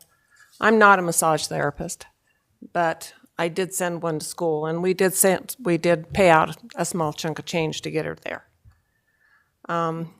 She has done some additional training in the past, but she had to go to Denver to do it, which meant she was down there paying motel bills, plus I think it was a $500 fee just to take the class. That's a big expense for them. They don't make that much money. They're not engineers. Mr. Zadi, you talked about possibly driving things underground. What bothers me is that you may drive these people underground and they may end up at her business expecting stuff. So I think there's other things that really need to be taken care of here. It needs to be looked at, and I'd appreciate it. Thanks, Thelma. Any questions for Thelma? I appreciate that comment there too, because it not only will push the illicit underground, it's going to push those who want to do the right thing and are doing the right thing, but it does push that underground as well. And you're going to end up putting, say, a black market out there for those types of services. I mean, it happens all the time. We do it all the time with regulation, and we just don't ever learn our lesson. So thanks. I appreciate that comment.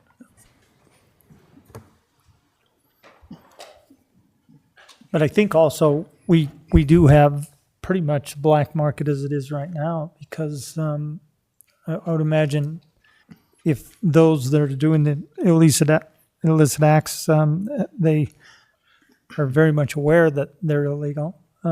So it may drive them further underground, but they're, in a sense, in the black market as we speak. Hi, I'm Carol Iverson. I am not a masseuse. I am a client of a masseuse, and I certainly appreciate their services. I've read these two ordinances, and I think you basically have two issues. One, you want to regulate massage therapists, and one, you want to control and regulate the sex trafficking industry. And in 14, you try to marry the two together. The problem is people who break the law are very creative. And if they see that you're targeting the massage industry, they might adopt another industry. So I'm thinking that 13 needs to be made flexible so it can accommodate different industries, not just the massage industry. I lost my train of thought, sorry. But I just think that historically massage has been equated to sex trafficking and prostitution and all those kind of illicit activities. But those people are creative, And they'll find a different industry if you shut down the massage industry. So I think 13 should be made more flexible to accommodate different industries. And I don't really see a need for 14 to regulate the massage industry. I think the massage industry by itself has been pretty upstanding and accommodating to people's needs. Your Honor. Councilman Halter? Yeah. I actually have a question for Rick. So let's say if we didn't do anything with 14 and we continued on with 13, is there a way to tie the penalties in to the business license based on Article 3.2? No. Is it because it's a criminal and a civil issue? Yeah, they're two completely different things. There won't be anything that we can do to the morals and decency ordinance that will help us to address the massage establishment issue that arises with the sex trafficking. It's beyond apples and oranges. They're just two different things. So based on 13, it looks to me like it's just a misdemeanor, so they could come back and repeat. Of course, all that 13 does is change the definition of sexual contact. It expands it because that was one of the things that prevented law enforcement from dealing with things, as Councilor Zadi pointed out, by not being able to prove exactly what sexual contact was, and there was some difficulty with that definition. Now that we've made that explicit, that does help a little bit. But again, the person that ends up being punished is the unfortunate human being that's being sexually trafficked. And so it provides us the opportunity to punish those individuals that are engaged in prostitution, but it does very little, and there's not much that we can do to that particular ordinance to help us go after those establishments that are currently practicing human trafficking. Right, because it's usually a little bit more organized than that, so shutting down the business almost prevents it from occurring again, at least in that business. If we don't do anything about the business side of things, it can keep going and going, I'm assuming. That's correct. I'm sorry, I didn't mean to interrupt, Counselor, but this ordinance relative to the sexual touching, that certainly helps us as regards just prostitution in general and being able to prosecute those cases, but it doesn't give us any way to put our foot in the door of illicit massage therapy establishments. 14 doesn't completely eliminate a business from doing it again. No, but it does give them the ability to remove the business license and the therapist license. Yeah, for a $750 fine. And if for a business, that's, I don't Just know. makes it more difficult for that business to operate if we pull their license. Well, if you're one of these establishments, you've probably got multiple people doing massage. And if you're going to get one, you're going to nail one, that business is going to take notice. They're probably not going to be around because they know you're on to them. So why would they stay around? You know you got one of them. Why would they keep working the rest of their staff knowing that you just arrested one for doing illicit behavior? 14 doesn't stop them. It doesn't. I mean, you could have, like Mr. Beckwith said, multiple violations and the fine increases, but it doesn't stop anything. And 13 doesn't stop anything either. It's just, you can have multiple violations there as well. We're saying it's going to stop. I just want to be clear, it doesn't stop anything. If I may, Counselor, the ordinance also states that each day that the violation continues is an additional violation. So it's not just a matter of paying a fine and going away. Also, the massage establishments that we're talking about, these individuals have to go to the process of going through training. The individuals and the businesses that practice human sex trafficking using massage therapy as a front for their stores don't go through that training. They will not qualify for these licenses. So that's how it stopped. It directly affects the ability of those particular establishments to operate in the light of day. I agree with you that it will be pushed underground. Those folks are going to figure out a different way to do this. But one of the things that it will stop is the ongoing practice that we've had in this city for a really long time that we have been unable to stop, not just because of the definition of sexual contact, but because of the manner in which these businesses operate. This will directly affect those businesses who illicitly practice massage therapy. And it is only those individuals and those establishments that practice legitimate massage therapy that will be able to survive and do exactly what they've been doing for many, many years. Your Honor. Councilman Hickerson. So in 13, I know we keep going back to this. It says right there in 13.3.206, it shall be unlawful for the owner, lessee, manager, or operator of any property within the city to knowingly allow or permit any person within said property or premises to solicit, entice, offer, or attempt to entice by word, action, or sign, or to engage in fornication, sexual contact for any other immoral purposes, correct? That's correct. Why couldn't we just scratch the word knowingly, and then doesn't that put the owner of the building and the manager of said building, doesn't that give us the opportunity to shut it down right there? That presents difficulties in itself because we're talking about criminal intent. And so you're talking about holding someone responsible for criminal activity that's taking place that they may or may not be aware of. And so you might end up actually punishing someone who was unaware of the activity because the activity was taking place in their establishment. So by eliminating the criminal intent, we can certainly do that. You're the governing body as the legislature, essentially, for the city. You could attempt to do that, and it may assist, but again, it will not. And I believe that the law enforcement folks can tell you the same thing, that it doesn't give them the same ability that the regulation ordinance does. The regulation ordinance actually allows them to go and make sure that everyone there is licensed, that they all have gotten some education, that they're doing what they're supposed to do. So I agree that that's what that ordinance says, but it doesn't necessarily give us the regulatory teeth that law enforcement would need to deal with these businesses that engage in this particular kind of activity.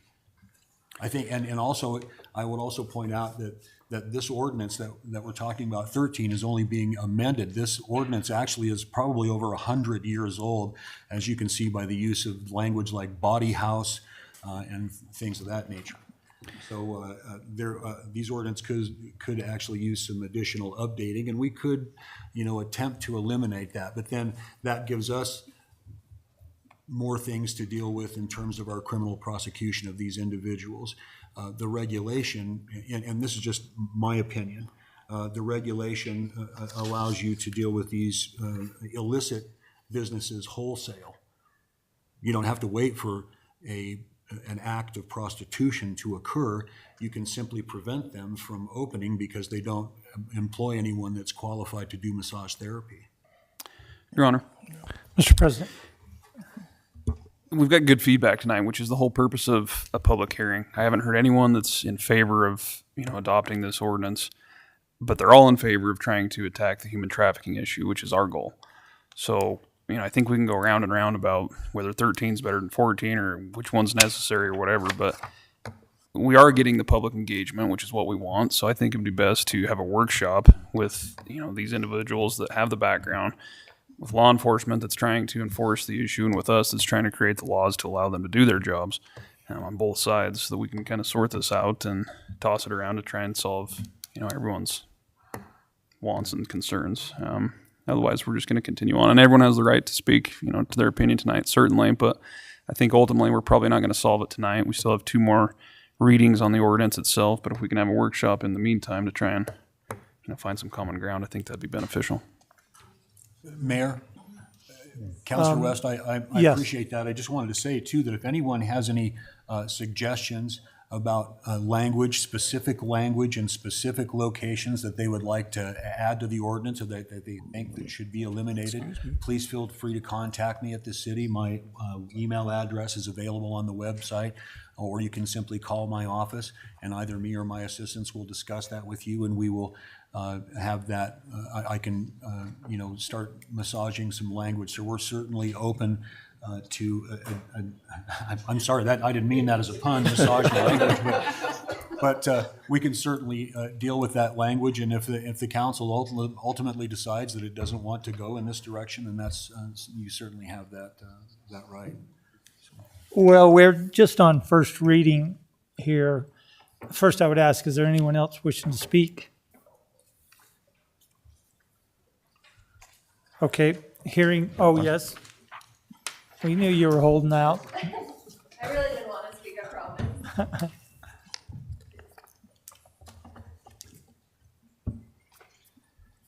I am Shelby Bloom, and I'm also a massage therapist here in Rock Springs. And I am completely against sex trafficking. And so if creating a regulation for massage therapy will reduce that even by 5 to 10%, I think we absolutely need to do it. We are only one of 3 states that do not have a regulation for massage therapy. So we're behind. It's regulated for our client safety and our own. So I'm absolutely happy to sit on a board and help as well with creating verbiage and what we may need to be successful. Thank you. Thanks, Shelby.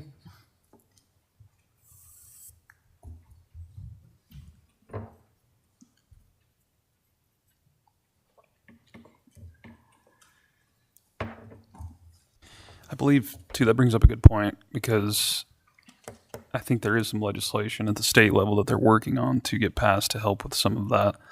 It got tossed out, I believe, at the last session, but I know they're going to reintroduce it this year, too, so hopefully we can get some better traction with that as well. Mayor, could I address that?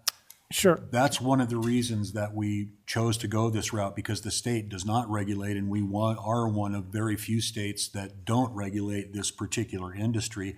So I myself, as a city attorney, am always sort of hesitant to adopt regulations that really should be done by the state. And this is really something that should be done by the state, but it is also something that we can do as the city to fill the gap until the state is able to regulate the industry. But Councilor West is correct. We are one of very few states that do not regulate massage establishments and massage therapists. Thanks, Rick. Okay, moving on, council. We are at the first reading here. We could halt at this point and table this ordinance, both these ordinances, once we get there, and schedule a workshop or let them ride through to the third. So think about that before we get to that point. Sounds like we had some really good discussion and some ideas on language change that that could be interjected and maybe added that could help us on the right track and satisfy not only our enforcement issues, but protect those people that are doing the right thing. So with that, to keep that in mind, we're going to move down the agenda at this point, close the public hearing section of our agenda, and move on to the petitions section of our agenda. And I would ask, is there anyone here tonight that wishes to address the council on any other issue? Please feel free to do so.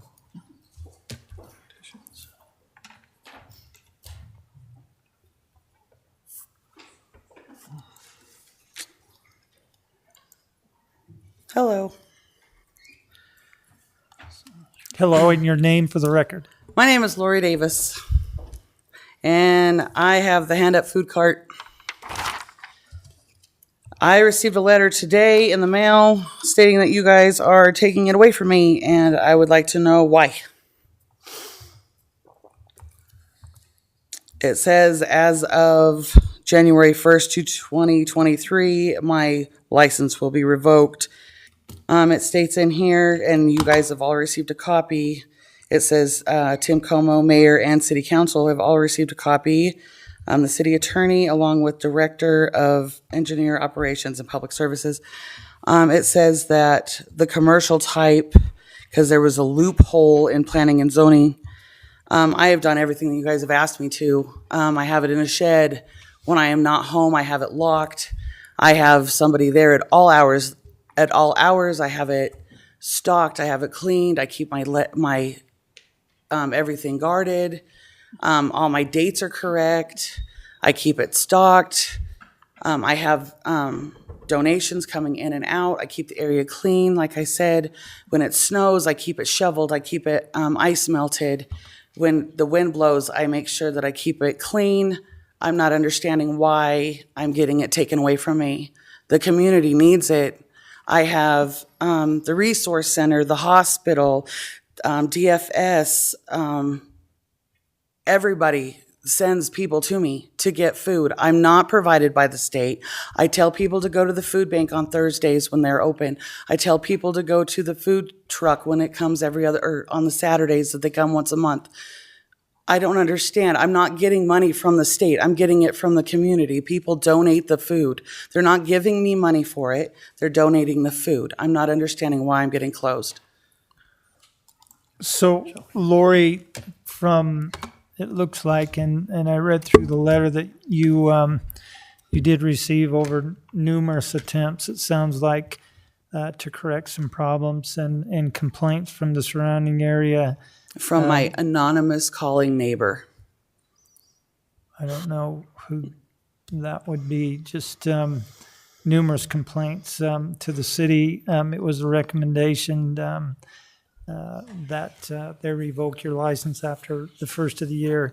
I know way back when you approached the city council definitely supported you, although it didn't fit within that residential neighborhood. Just if you would just abide by the rules set forth by Laura Lee at that point. Right. It sounds like that didn't occur. I have done everything that you guys have told me to do. I put it in my shed where it is. I have it air conditioned in the summer. I have it heated in the winter. The food is not outside. I have it literally in my shed that is double insulated on the top, the walls, and the bottom. I have it heated. I have it cooled. I have a freezer. I have a fridge. I have cabinets or shelving. I have a ramp where people, even with handicapped wheelchairs, can get in and out. I have fire extinguishers. I mean, it's a little area, but I still have fire extinguishers. I have lighting. I did everything I was supposed to do. And I'm not understanding. I have more traffic next door from DoorDash than I do from families coming in to get food. I have people at the junior high, kids still coming and getting food in the mornings, coming after school to get food. I have the Star Bus stopping. They have now a Star Bus stop at my house to get food. I think that's one of the big complaints, Lori, is the amount of traffic that's coming into the neighborhood. What Laura had told you originally is the home occupation shall not increase vehicular flow and parking by more than one vehicle at a time. Home occupation shall have no more than 10 customers daily entering the premises, except as a gathering place for the purpose of taking orders for the sale of merchandise, which shall be held no more often than 4 times per month, and shall not increase vehicular flow and parking by more than 10 vehicles at any gathering. And it sounds like the traffic situation is becoming a safety concern, as well as a lot of the stuff that's gathered in the driveway and the like. My question to you, though, Mr. Como, is if it's a need, why are you stopping it? Well, I mean, I believe the letter states pretty well, Lori, that there's other areas that this could take place. Suggestions. We appreciate the goal, what you're trying to do. It just doesn't fit in the neighborhood, residential neighborhood. And we thought we would give it a go just to see how it would pan out. But it sounds like there's way more complaints than what we expected at this point, which led the reason why the city issued you the letter revoking the license. Okay. Have you considered other areas? I'm not going to do another area. And the reason I'm not is because I'm right next to the low income. I'm right next to the school.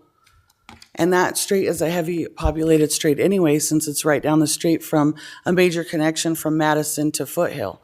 And there's a lot of traffic down that road anyway. And Paul, I don't know, do you have anything to add from your knowledge? No, Your Honor, I don't have a lot to add. We have received quite a few complaints and observed several things that violated the original conditional home occupation license, and that's why the letter was issued. Staff would be more than willing to help her relocate to another location if she could find that, but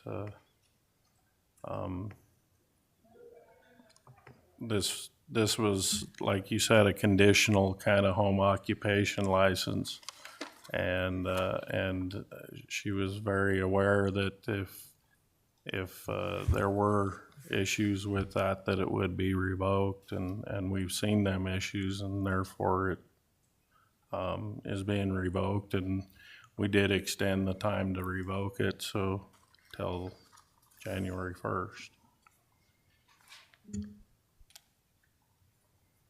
And I don't know, counselors of that ward, if you received any complaints, if you have anything to add? I hadn't received any complaints. I guess the question I have is, because it looks like we were sent some pictures and that, were you given any? This is all I received today, and that was today. So no knowledge of what those violations are or anything other than? I just says a complaining neighbor. Why would that be? Do you know, Paul? Counselor Zadi. What was the question? I asked if she was given any, like we had pictures and that here, and what the issues were. So I was wanting to know if she was informed of what those were with pictures and that. She's saying no. All I received and I would was like this to know, letter. I was wondering why that would be. Could I ask that Oh, yeah, I'm sorry, I didn't see. City Planner Kathy Green come up here? I didn't see you there, and Kathy. She can give more details of the I was there situation. today. This is the only letter I got. Hi, Mayor, Council. As you're aware, Laura Lee started this process working with Lori Davis, and she handled a lot of the original, and we kind of had, and taken the stance, we were just going to kind of let it ride and see if those complaints subsided, and the neighborhood just kind of got used to it and it settled down. They have not subsided, and most of the more recent complaints, I think, actually went into the mayor and clerk's office and then got forwarded along. It's been something we've been discussing over the last month internally of how to handle, where all the rules and regulations for home occupation were discussed in advance. We decided that it was time just to revoke. However, we definitely see the need and more than willing to work with Lori on finding another avenue for location over on that side of town.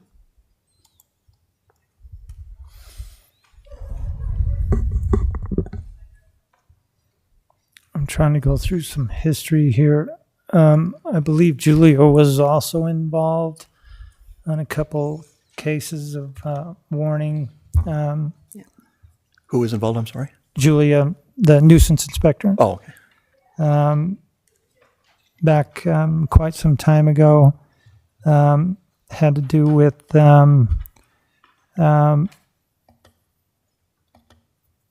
items around the yard, but then again, floodlights.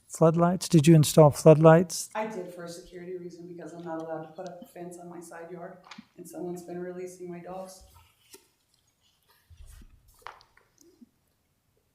I did put a floodlight on the side. I cannot put a fence up.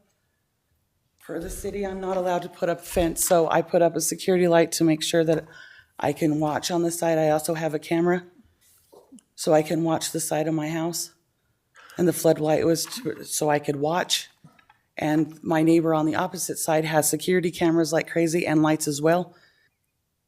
So I put up a security light because somebody keeps coming in letting my dogs out of the backyard, even when they're not out very long.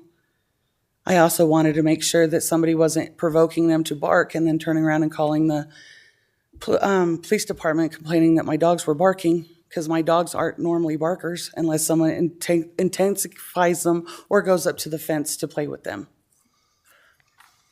So I guess the question I have, Your Honor, if I could, Go ahead. Anybody can have a floodlight. I don't understand how that would impact an occupational permit, because I've got No, lights on that the was side of just my a house and everything. neighbor and- complaint from that sent nuisance there. But I guess, what are the complaints pertaining to the Basically, food traffic. thing? And, okay, okay.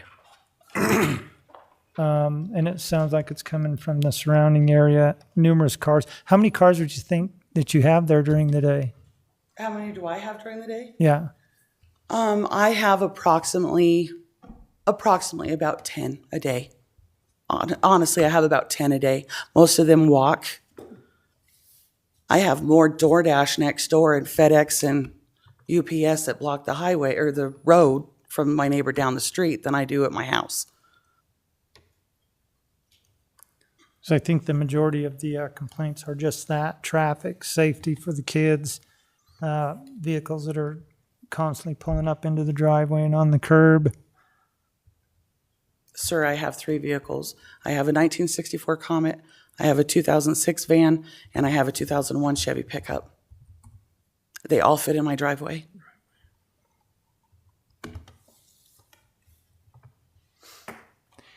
And once again, this city council supported you, Lori, in this endeavor, wondering what kind of turmoil it was going to cause with the neighbors, and it's been quite some time, but there is no other area you could think of, because I think it does serve a good purpose. It's just in a residential neighborhood. We kind of knew this was going to happen, especially with the traffic, and of course it did. I understand the traffic part. Okay, I do. I understand the traffic part. But I also know that they also know that it's a safe haven to go to. Okay, they do. They know. I don't have anywhere else to take it. I don't.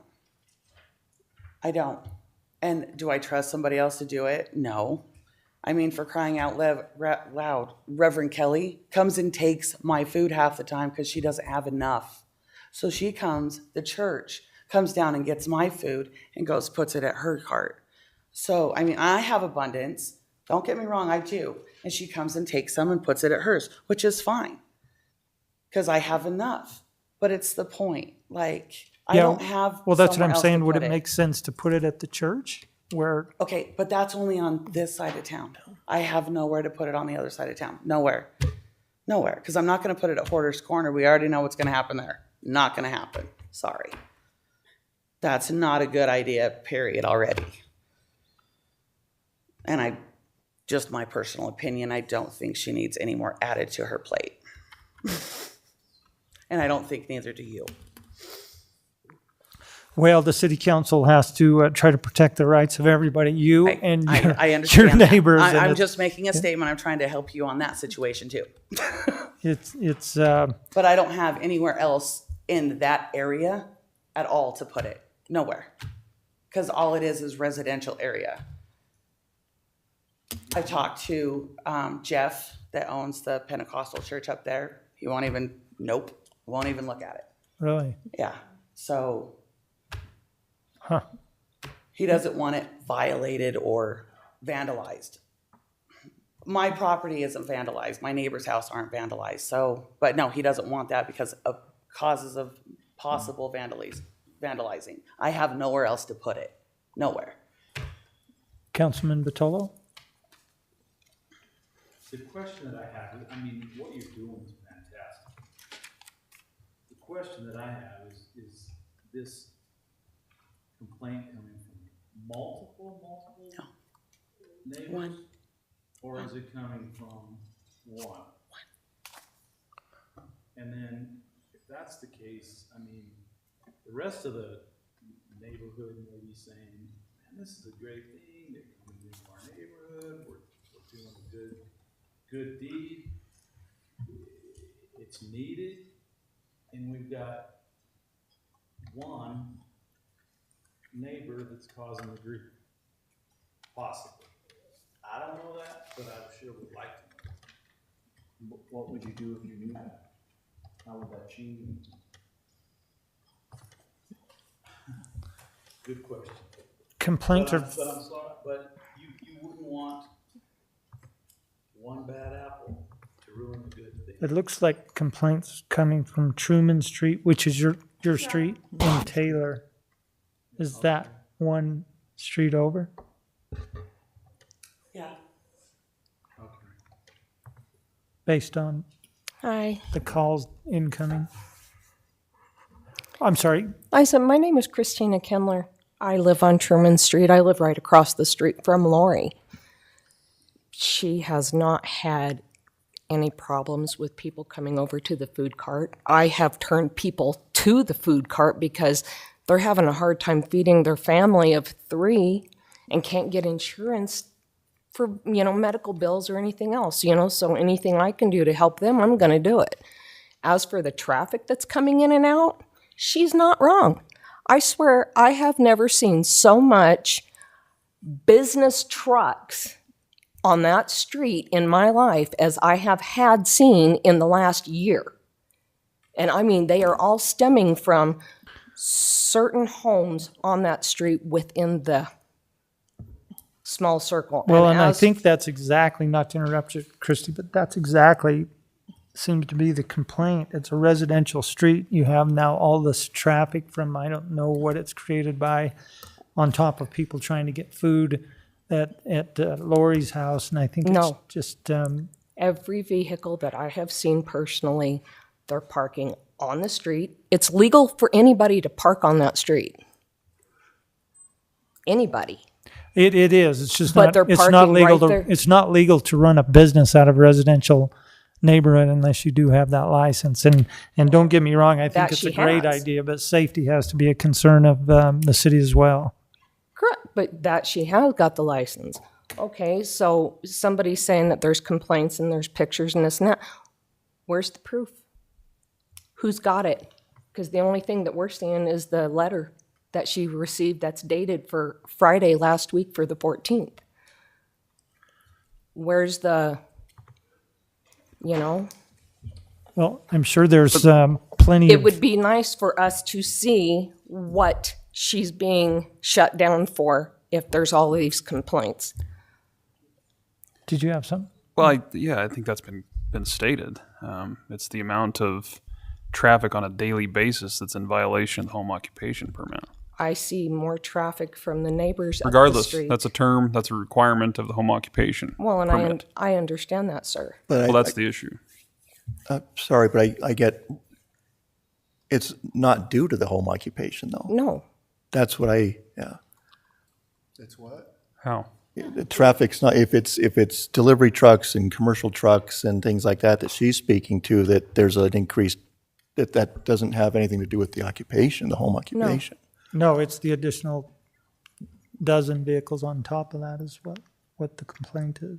But when they park on the street legally, they're just parked there. My neighbors across the street that are next door to her actually take up more room on the street than anybody coming to the food cart does. I can start taking pictures and send those to you so you got visual of that. I'm not kidding. I'm serious. I mean, when they all of a sudden I look out and there's literally at least 8 to 10 vehicles and they're all going to that address because they're partying, whether it be on the back porch or whatever, isn't that part of the problem? That adds fuel to the fire. That's exactly what I'm saying. Now you got 8 to 10 vehicles across the street, And all they're the not- vehicles running up and down your street delivering goods, and people trying isn't- to stop for food. But isn't that any residential street there? Other than, the only difference is Lori has got a hand-up food cart where she is trying to help the community. That is the only difference. In a residential area. Yes, it's in a residential area. You guys provided her with the license to run that business in a residential area. With conditions. It may have been with conditions, conditions but are so not being far, met. as far as I can see, even to this day, she has not violated any of that. I haven't seen not one violation of that myself personally. Well, Christy, that's just your opinion, and I agree. This would have never came up. The city, by all means, wouldn't have just decided, you know what? Let's just go out and revoke Lori's license. But even Kathy told me on the phone today that all of a sudden, okay, it was basically to a degree grandfathered in, But now that it's just,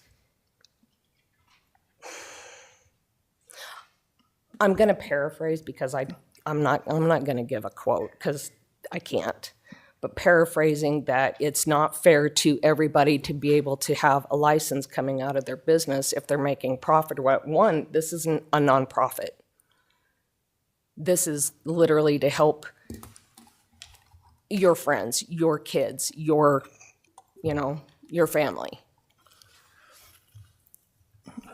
And I understand the whole business in a residential area, but. Your Honor, I guess I have a question, especially after the conversation here.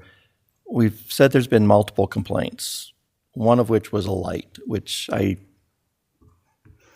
has nothing to do with the occupation. So of these multiple complaints, what complaints have anything to do with the permitted home occupation?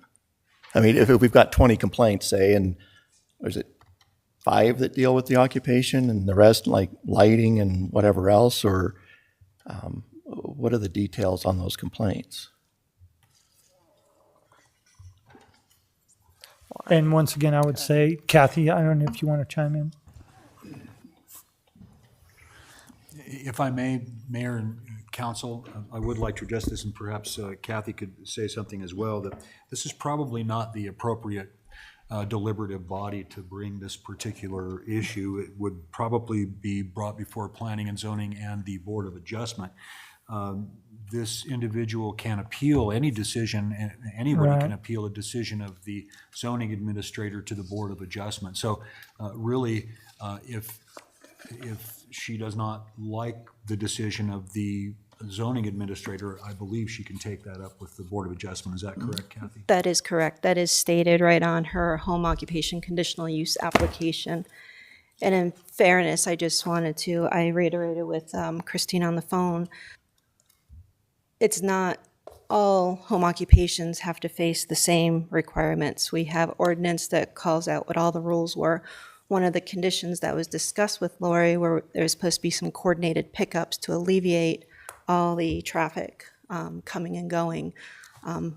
That was a lot of times during the COVID era. So it's supposed to be very non-person contact. Those were not adhered to, and now it's operating like a retail business for nonprofit.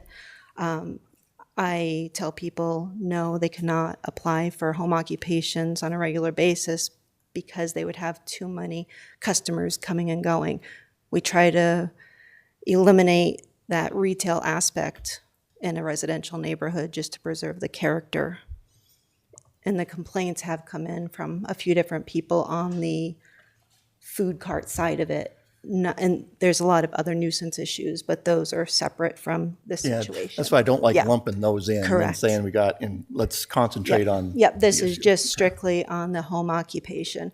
I'm more than happy to work with Lori. She can appeal the decision if she like. We can take it to planning and zoning, or I can work with her and see if we can find a location, maybe within a church or a city or a school. I think that's a good idea. This came up through petitions. Obviously, this isn't one of our business items to deal with, but that's the proper avenue here, and she can make an appeal, and maybe the city can work with her to reevaluate the requirements and see if we can get back on track. But where we have it right now is there is a letter sent that revokes the license, so the appeal process is what needs to take place next. Correct, Your Honor.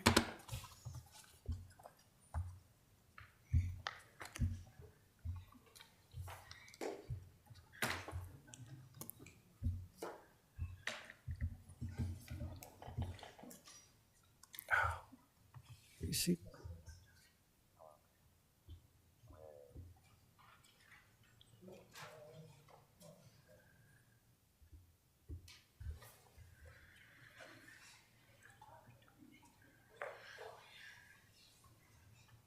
Okay. Thanks, Lori. If you would just get with Kathy, and we'll go down that path and appeal it, and maybe we can get back on track.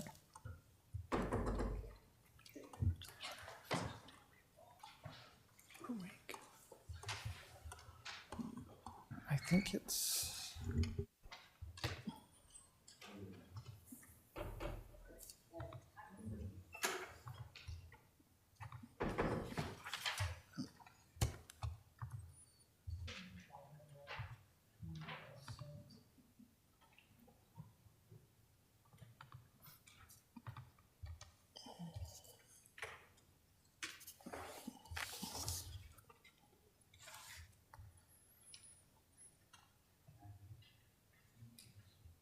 I would ask, is there anyone else here tonight wishing to address the city council on any other issue whatsoever?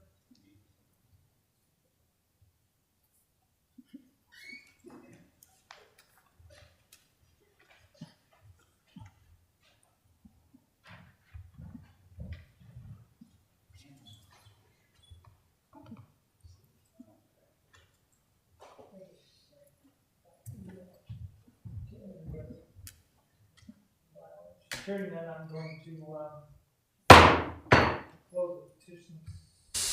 close the petition section of our agenda and move on to the officers and staff reports. Councilors, we have number one, the health insurance fund recap for September 2022, and two, the Rock Springs Renewal Fund financial statements for July and August 2022. I would entertain a motion to approve the officers and staff reports and place on file. So moved, Your Honor. We have a motion by the Mr. President. Do we have a second? Second. Second by Councilor Hickerson. All in favor, say aye. Aye. Any opposed? Okay, moving on to council committee and board reports. We do not have any listed. Are there any council committee or board reports? Very quickly, I'd just like to Go ahead. give a shout out to Paul in the streets department. I've had a couple projects that have been on their list. One was the some drainage issues in the alleyway behind Wardale Court. That was brought to my attention by the Cheese and Prevedale family. They addressed that. Looks very nice. They wanted me to pass on their appreciation for the work that was done there, and also some work on N Street for drainage issues as well. So thanks for handling that, Paul, and pass that along if you would. Much appreciated. That being said, I would entertain a motion to approve the council committee and board reports as presented. So moved, Your Honor. There aren't any. We have a motion. Do we have a second? Second. Second's been called. All in favor, say aye. Aye. Any opposed? What did we just vote on? Oh, my goodness. What was presented? Council Mr. President. committee and board. Blank Against airspace. it. I'm completely against it. I think we should drag this meeting out a little longer. Yeah. Next item on our agenda is correspondence. We have 3 items. If you've taken time to take a look at those, if there are no questions, I would entertain a motion to approve the correspondence and place on file. So moved, Your Honor. We do have a motion. Do we have a second? Second. Second's been called. All in favor, say aye. Aye. Any opposed? Moving on to bills and claims, councilors, item number 1 are the bills and claims for October 18th, 2022. What's your pleasure? Your Honor, Councilwoman Demus? I make a motion to approve the bills and claims for October 18th, 2022. We do have a motion to approve the bills and claims, which, by the way, will be slightly amended. Do we have a second? Second. Second's been called. All in favor, say aye. Aye. Aye. Any opposed? Abstained. Let the record show. And the salaries for October 7th, 2022. Councilors, what's your pleasure? Your Honor, Councilwoman Demus? I make a motion to approve the salaries for October 7th, 2022. We do have a motion to approve the salaries for October 7th, 2022. Do we have a second? Second. Second's been called. All in favor, say aye. Aye. Any opposed? Okay, this is going to bring us to new business items, councilors. Item number 1 is a recommendation from the Health Insurance Committee regarding health insurance premiums and HSA contributions for the 2023 plan year. What's your pleasure,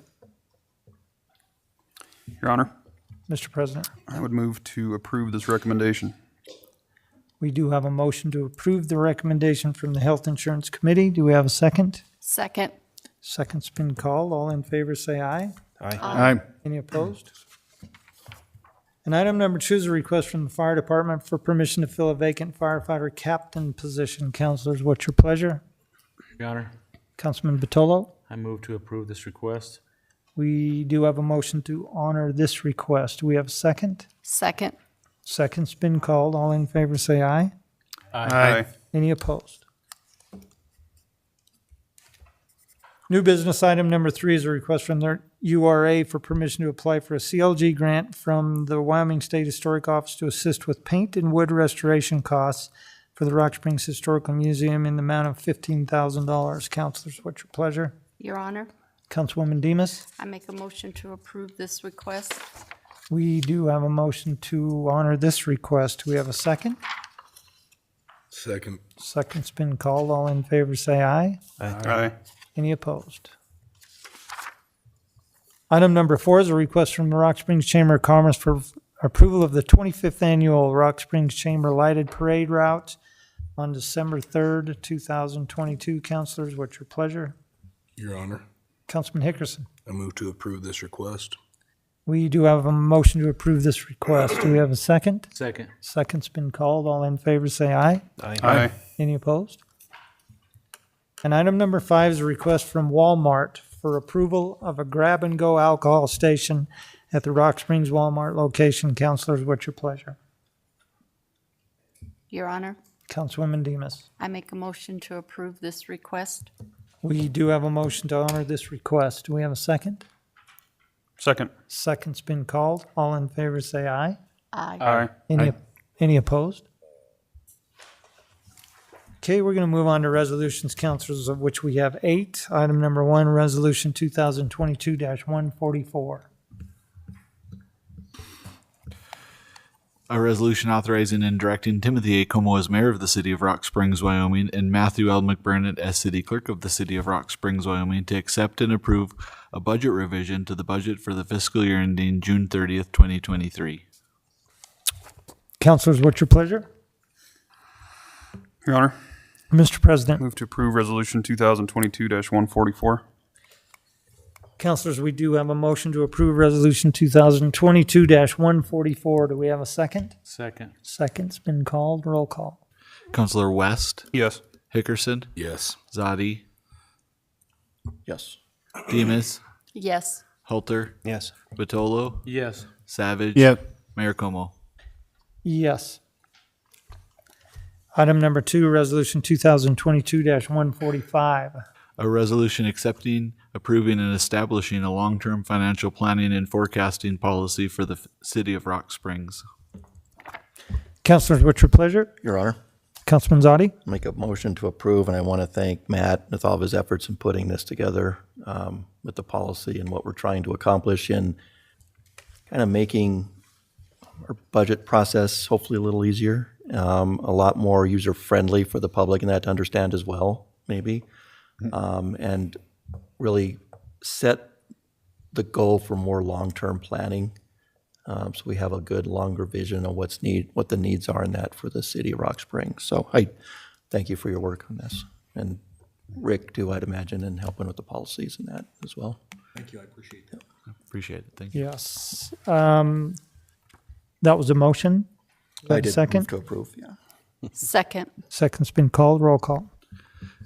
Councilor Hickerson? Yes. Zadi? Yes. Demus? Yes. Halter? Yes. Vitolo? Yes. Savage? Yes. West? Yes. Mayor Como? Yes. And item number 3, Resolution 2022-146. A resolution accepting, approving, and establishing an operating budget policy for the city of Rock Springs. Councilors, what's your pleasure? Your Honor, Councilman Batolo? move to approve Resolution 2022-146. We do have a motion to approve Resolution 2022-146. Do we have a second? Second. Second's been called. Roll call. Councilor Zadi? Yes. Demus? Yes. Halter? Yes. Vitolo? Yes. Savage? Yes. West? Yes. Hickerson? Yes. Mayor Como? Yes. Item number 4, Resolution 2022-147.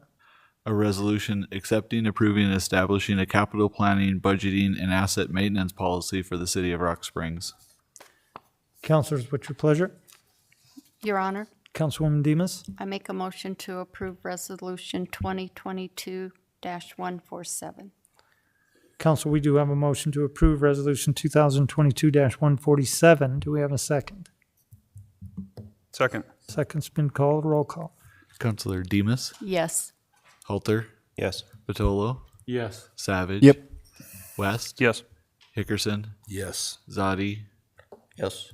Mayor Como? Yes. Item number 5, Resolution 2022-148. A resolution accepting and approving an addendum to the collective labor agreement between the International Union of United Mine Workers of America and the City of Rock Springs, Wyoming, and directing Timothy A. Como as mayor of the City of Rock Springs, Wyoming, and Matthew L. McBurnett as city clerk of the City of Rock Springs, Wyoming, to execute said addendum on behalf of said city. Councilors, what's your pleasure? Your Honor, President West. it was brought up yesterday at staff meeting that they've made some traction in this regard, but administratively, they'd like to further explore how they might be able to make it a little easier on the administrative side of things. So I believe the recommendation was to table that. So I would move to table Resolution 2022-148. Councilors, we do have a motion to table Resolution 2022-148. Do we have a second? Second. Second's been called. Roll call. Counselor Halter, Yes. Batolo, Yes. Savage, Yes. West, Yes. Hickerson, Yes. Zadi, Yes. Demus, Yes. Mayor Como. Yes. And with that, we will wait for more information once the police department and UMWA have time to get together and discuss maybe some better language and easier process. Item number 6, Resolution 2022-149. A resolution accepting and approving grant award agreement between the U.S. Department of Homeland Security and the City of Rock Springs, and authorizing Timothy A. Como as mayor of the City of Rock Springs, Wyoming, and Matthew L. McBurnett as city clerk of the City of Rock Springs to execute said grant award agreement on behalf of said city. Councilors, what's your pleasure? Your Honor, Councilman Halter. move to approve 2022-149. We do have a motion to approve Resolution 2022-149. Do we have a second? Second. Second's been called. Roll call. Counselor Batolo, Yes. Savage, Yes. West, Yes. Hickerson, Yes. Zadi, Yes. Demus, Yes. Halter, Yes. Mayor Como. Yes. Item number 7, Resolution 2022-150. A resolution accepting and approving grant award agreement between the U.S. Department of Homeland Security and the City of Rock Springs, and authorizing Timothy A. Como as mayor of the City of Rock Springs, Wyoming, and Matthew L. McBurnett as city clerk of the City of Rock Springs to execute said grant award agreement on behalf of said city. Councilors, what's your pleasure? Your Honor, Mr. President. move to approve Resolution 2022-150. We do have a motion to approve Resolution 2022-150. Do we have a second? Second. Second's been called. Roll call. Counselor Savage, Yes. West, Yes. Hickerson, Yes. Zadi, Yes. Demus, Yes. Halter, Yes. Batolo, Yes. Mayor Como. Yes. And item number 8, Resolution 2022-151. A resolution accepting and approving a grant award agreement between the U.S. Department of Homeland Security and the City of Rock Springs, and authorizing Timothy A. Como as mayor of the City of Rock Springs, Wyoming, and Matthew L. McBurnett as city clerk of the City of Rock Springs to execute said grant award agreement on behalf of said city.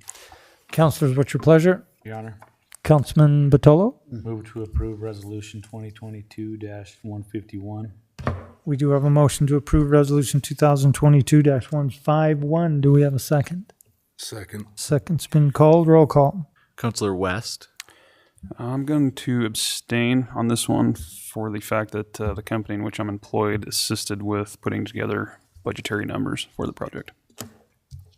Hickerson, Yes. Zadi, Yes. Demus, Yes. Halter, Yes. Batolo, Yes. Savage, Yes. Mayor Como. Yes. Council, this is going to bring us to the ordinance section of our agenda, of which we have 3 items. Item number 1, ordinance 2022-12 on third reading. An ordinance of the City of Rock Springs amending ordinance 2004-07 entitled An Ordinance Annexing and Incorporating within the city limits of the City of Rock Springs, Wyoming, certain contiguous and adjacent areas, fully hereinafter set forth, and providing for zoning designations to correct a scrivener's error in a legal description of land annexed by the City of Rock Springs. Councilors, third reading, what's your pleasure? Your Honor. Councilman Savage? Halter? Patolo? Heck, just keep throwing darts. Move to approve ordinance 2022-12. We do have a motion to approve ordinance 2022-12 on third reading. Do we have a second? Second. Second's been called. Roll call. Counselor Hickerson, Yes. Zadi, Yes. Demus, Yes. Halter, Yes. Patolo, Yes. Savage, Yes. West, Yes. Mayor Como. Yes. Item number 2 is resolution or ordinance 2022-13 on first reading. An ordinance amending Article 3-2 of the ordinances of the City of Rock Springs entitled Offenses Concerning Public Morals and Decencies. Your Honor, Councilman Zadi. I'd like to table that ordinance with intent to offer a motion to table 14 as well, since we had the conversation we had this evening and discussing that we probably need a workshop to hammer this out and get some wording and verbiage correct. I think it's going to take us a little more time than just the 3 readings typically for an ordinance. 4 weeks. What's that? When are we going to schedule a workshop? And 2, typically, once we go past the second reading, we always get pushback from somebody saying, well, why are we making endorsement, why are we making amendments now on third reading when we need time to think about it? So I'm trying to avoid all that. Let's head it up front, let's get it right, then go through the readings. Is there a rush otherwise?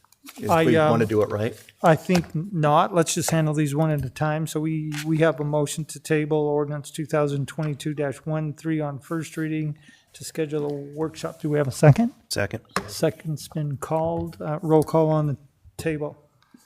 Counselor Zadi, Yes. Demus, Yes. Halter, Yes. Patolo, Yes. Savage, No. West, Yes. Hickerson, Yes. Mayor Como. Yes.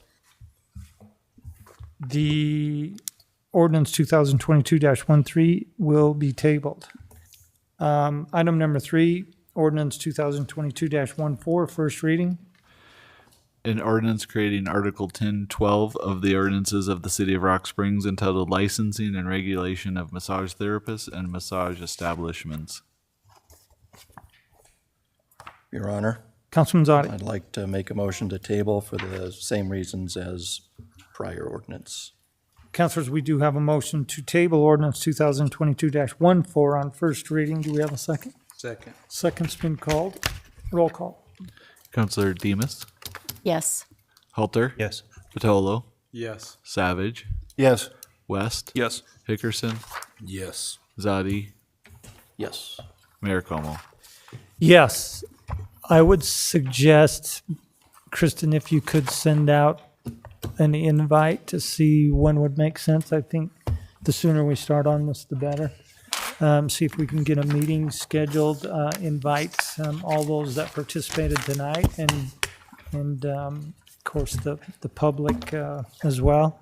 And we'll see if we can hash this out and start defining what language and parameters we want within these two ordinances. And council, with no further business to come before this governing body, For no reason. this meeting is adjourned.